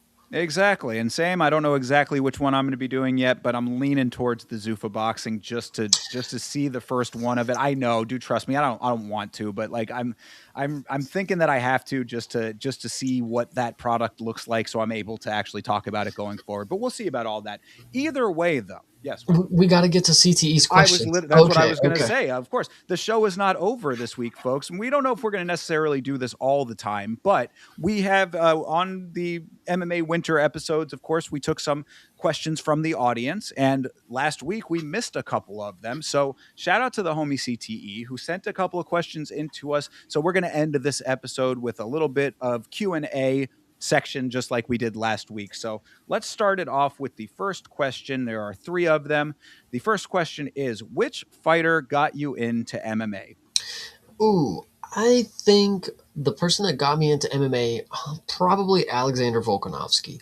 I think that dude genuinely, he represented what I wanted to look at as a mixed martial artist. He was so professional. He could do all of the skills. He was, again, undersized. All of his fights, there was always some underdog aspect. Now, he was always the favorite and he was, the champion, but there was always reason to believe, like, why would the short guy who plays rugby, why would he just come in here and mop all of these mixed martial artists, these pro athletes?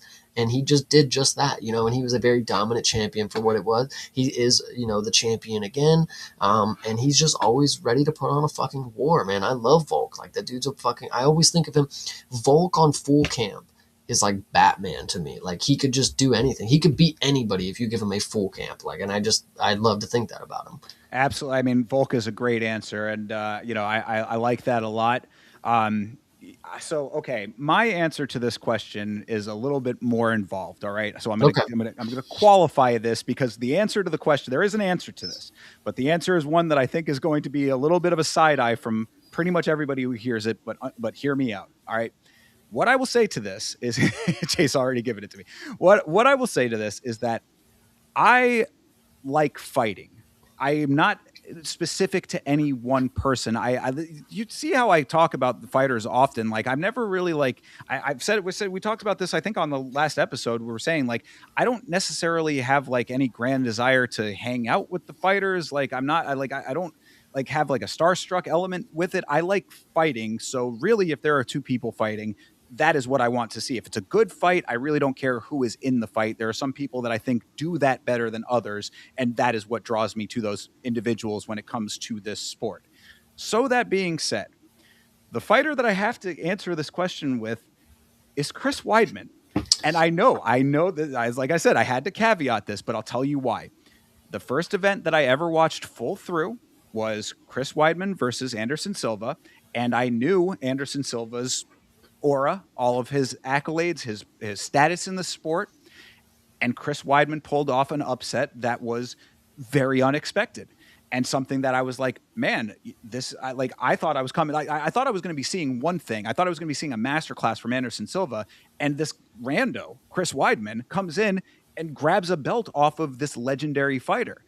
And for me, that was one of those things where I was like, man, like, I always thought that, like, with the fighting, because I like having a little bit of a base with like boxing as the background a little bit earlier on, because like I just wasn't exposed to MMA as early on as some people. Like, I was like, in boxing, you got guys who like, taking a loss is like could be the end of their career in the big picture or whatever. Like, you have like established names that are just the best, but in seeing this guy who was considered the best take the loss from a person that I had never even heard of at the time, I was like, maybe there's a little bit more to MMA than I was thinking about. And that, I think, is what kind of got me into the sport a little bit more than what I had been into it before. So that is the answer to the question, love it or hate it. Chris Weidman, I love that answer. Absolutely. The All-American. Indeed, exactly. The All-American, and I am a real American. So and he is still my boy. Goddamn right. Even after the eye pokes and and all that comes with Chris Weidman, he is still my boy indeed. So there you go. So that's question number one. Question number two is, which fighter do you think will influence MMA most moving forward? That's an interesting question. Influence MMA as a whole, I guess. Ooh, oh, this is a really good one. Influence for, I mean, because this could be for better or for worse. Sure. Islam Makhachev, I would say, is going to be one of these people that is influential to the game of mixed martial arts. I mean, he's going to be somebody that a lot of people are looking up to want to be. Maybe not necessarily the people from my region or your region, but there's a lot of people out there who are training sambo right now because they want to go to the UFC to be like Islam Makhachev, and they're all going to be doing relatively what you see him do, which is grapple, wrestle, hold people down, and make other people, say that it's the worst fights they've ever seen of all time. But he's the champion, and he does it against the people who are the highest level of mixed martial arts. And, you know, uh, along that line, I know I'm going to give two answers here, but you got to go with Ilya fucking Taporia, man. I mean, Jesus fucking Christ. Now, he's a little different because not everybody's going to be able to just walk in and knock everybody's heads off like that. I think Islam's a more attainable, idea for people to gravitate to, like, oh, wrestling, like that's something that, I don't need God's gift of fucking stone hand to fucking accomplish.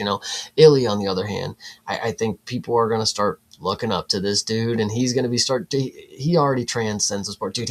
What he's done is already crazy. I don't know, Yeah. but what's your answer here? Well, I mean, along the same lines of what you're saying, I mean, I think that if you asked me that question maybe like 2 years ago, I could say Alex Pereira, but I think he's already done his influencing in the sport. I would say maybe True. unless he goes up to heavyweight and maybe there's a little bit more as a triple champion, that could be its own version of what you're saying. But I want to kind of take a little bit of a different approach to it, and I feel like I'm giving these answers, and it's like, oh, you're just trying to be the big brain guy over here, and I'm really not trying to do that. But if the question is the influence on mixed martial arts as a whole, the answer that I would say is, I want to say someone, it might not be him, but I'm going to say him anyway.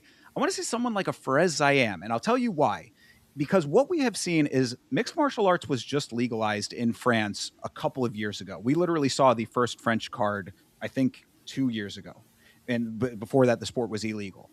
Someone like that in a region where the sport had not been legal for a long time, I think could be a major inspiration. So that's why I like when you said Ilya Taporia. I think that like someone from a somewhat underrepresented region in Spain. Georgia obviously has more representation, but Spain, he reps a little bit there. I think that someone like that grows the sport in his home country. Perez Zayam grows the sport in his home country. I would say someone even, and I know that this is the craziest one, but someone like Ananshul Jubli. I know that he is not the greatest representative of India, but India is a massive population that is underserved when it comes to mixed martial arts. These are the regions that are going to be growing in the sport over the years. And I think that these are the types of fighters that end up bringing those regions into the forefront. Yeah, I think maybe if you would have asked me at the beginning of 2025, who would I think would be the most influential?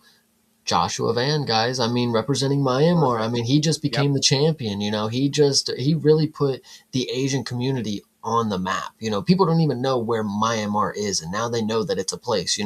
Another person, and this is my answer for 2026 because I think we got a lot of good things coming here. Melky Costa, out here representing for the vitiligo, and I think influential, talking about influence, this is somebody that people can look up to, people out there who suffer from the disorder as well, they can look out and think things are possible because people out there are able to accomplish things with the same disorder that they have. It's not something that necessarily holds everybody back. They can have the confidence that I could reach for the stars and do something like that. Melky Costa is going to go ahead and be my answer. I think I like that one. I like it too. If only Ryan Loder could have done a little bit better, our dyslexic king. Yeah, I know. It But sucks. no, but I like the answers though, and I mean, and like we're talking about influence in general. That's why I like it as a regional thing because like you have mass. Think about how big this planet is, guys. I mean, like there are billions of people on this planet. Many of them in regions that are not represented in our sport currently. That's when I talk about influence. That's where I think the sport is going. It's going to be expanding into regions that are underserved currently, and people like a Perez Zayam, a Benoit Saint Denis, Chris Duncan out in Scotland. I Mm. mean, think of how many Scottish fighters you can name off the top of your head. Three. I mean, like, this is what I'm talking about. These regions of the world, like, even to an extent, like, I'm surprised that Marvin Vittori was not more influential for Italy. Mhm. That's what I'm talking about. Well, I So mean, I agree with you there. I think a lot of these you're pulling some really good names. I think the Anshul Jabli was actually a really good one. Puja is Puja also. Tamar, sure. But you asked the questions of like you're surprised there's not many Italian fighters, bro. What about the Czech Republic? Don't have like the coolest fucking fighter of all time, and they have a woman who sucks in the UFC. Like that's the So only other option we got. yeah, So there you go. So I mean, that again, if we're talking in the big picture, that's what I'm thinking about when it comes to like influence in the sport in general, is underserved regions of the world coming into the forefront. I respect that. I like it. All right. Well, then that brings us to our final question here. Let me bring it up. Um, all right. Well, I mean, I think that we kind of talked about this a little bit already, but we can kind of give a more definitive answer here. Which fighter do you predict to have the biggest downfall for 2026? Ooh, biggest downfall for 2026. See, and this is a multi-layered question because when you say downfall, losing one fight isn't a downfall. So you Right. actually have to have somebody who's decently active, because off the top of my head, I'm like, Michael Chandler's got to fall off this year, but like he's only going to fight one fucking time. So it really doesn't matter. He may not even fight this year. Colby Covington's another one that comes to mind. Maybe is 2026 the year that he finally is gone, but will he actually fight enough that he gets moved out of the rankings enough? Benil Dariush is another one of those. It's like the downfall for these guys. It's not going to be as quick as a downfall would lead to believe that we're talking about for 2026. Somebody who's active enough that we're looking for a really immediate downfall.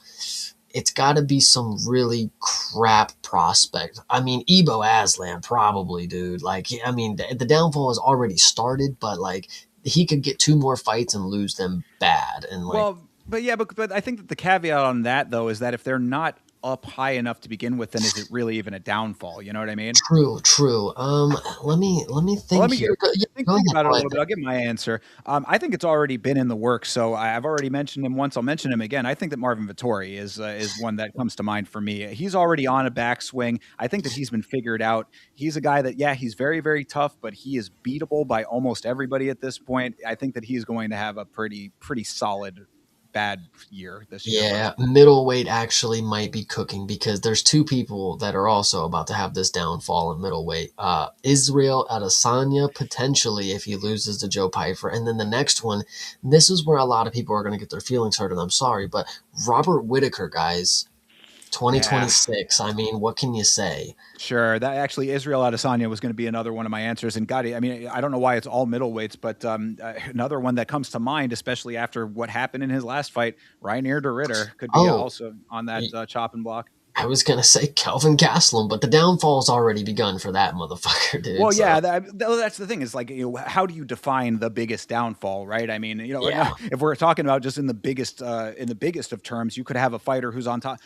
I don't want to go too deep into the details, but if things were different in Ilia Toporia's outside of activity circumstances, then there could be a downfall depending on how you define it. But if we're talking strictly in fight terms, I think Rainier de Ritter with the quitting on the stool just perceptionally has broken him. So he really needs to get a win. If not, then there's a potential downfall there. You said Israel Adesanya. I thought that was going to be my other answer. So I think potentially if Song Yadong wins, guys, we're watching the witness of Sean O'Malley's downfall right there. I said it when we were talking about it. That is definitely true. So yeah, I mean, it depends on how you define it and what the circumstances are. But it feels like a lot of the guys at the top sometimes, two bad losses can really change the perception. So Mm.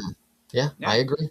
So, I mean, those are the three questions. And if you would like to ask us questions, we're not going to necessarily do it every episode because on most of our episodes, we go a lot longer than this. So, we don't want to necessarily be doing 4-hour shows every week. But if we do have, next week's fights like this episode was, where we have a little bit extra time at the end, we will be doing Q&As. And if you would like to ask us a question, you can join the Discord, put your questions in the Discord. We will get you those links or whatever. Make sure that it's in the description of the stream here on YouTube, and you can ask your questions in there. We will let you know which episodes we are taking questions for ahead of time. Absolutely. And once again, thank you to everybody in the chat. You guys have been keeping up with us, not only just for tonight, but the entirety of the shows that we've had every Monday night. And you guys are just awesome. It's almost been, we're going on however many years it is, two, and it's awesome. And it's just really great. So I Yeah. appreciate you guys and just keep supporting. And you guys are doing great. Yeah, the support has been tremendous already, and it is very much appreciated. So thank you for that. One more time, just so that you know, I am at youtube.com/@YamaShow. I am at YamaShow on Twitter, Instagram, and on Facebook. Chase, where can they find you? YouTube.com/@CP Smalls. And if you still use Twitter and call it that, it is at Creative Partin, Partin. It will always be Twitter to your boy. Yeah, thanks again, guys. Appreciate you. Have a great rest of your night, a great rest of your week, and as always, fight on.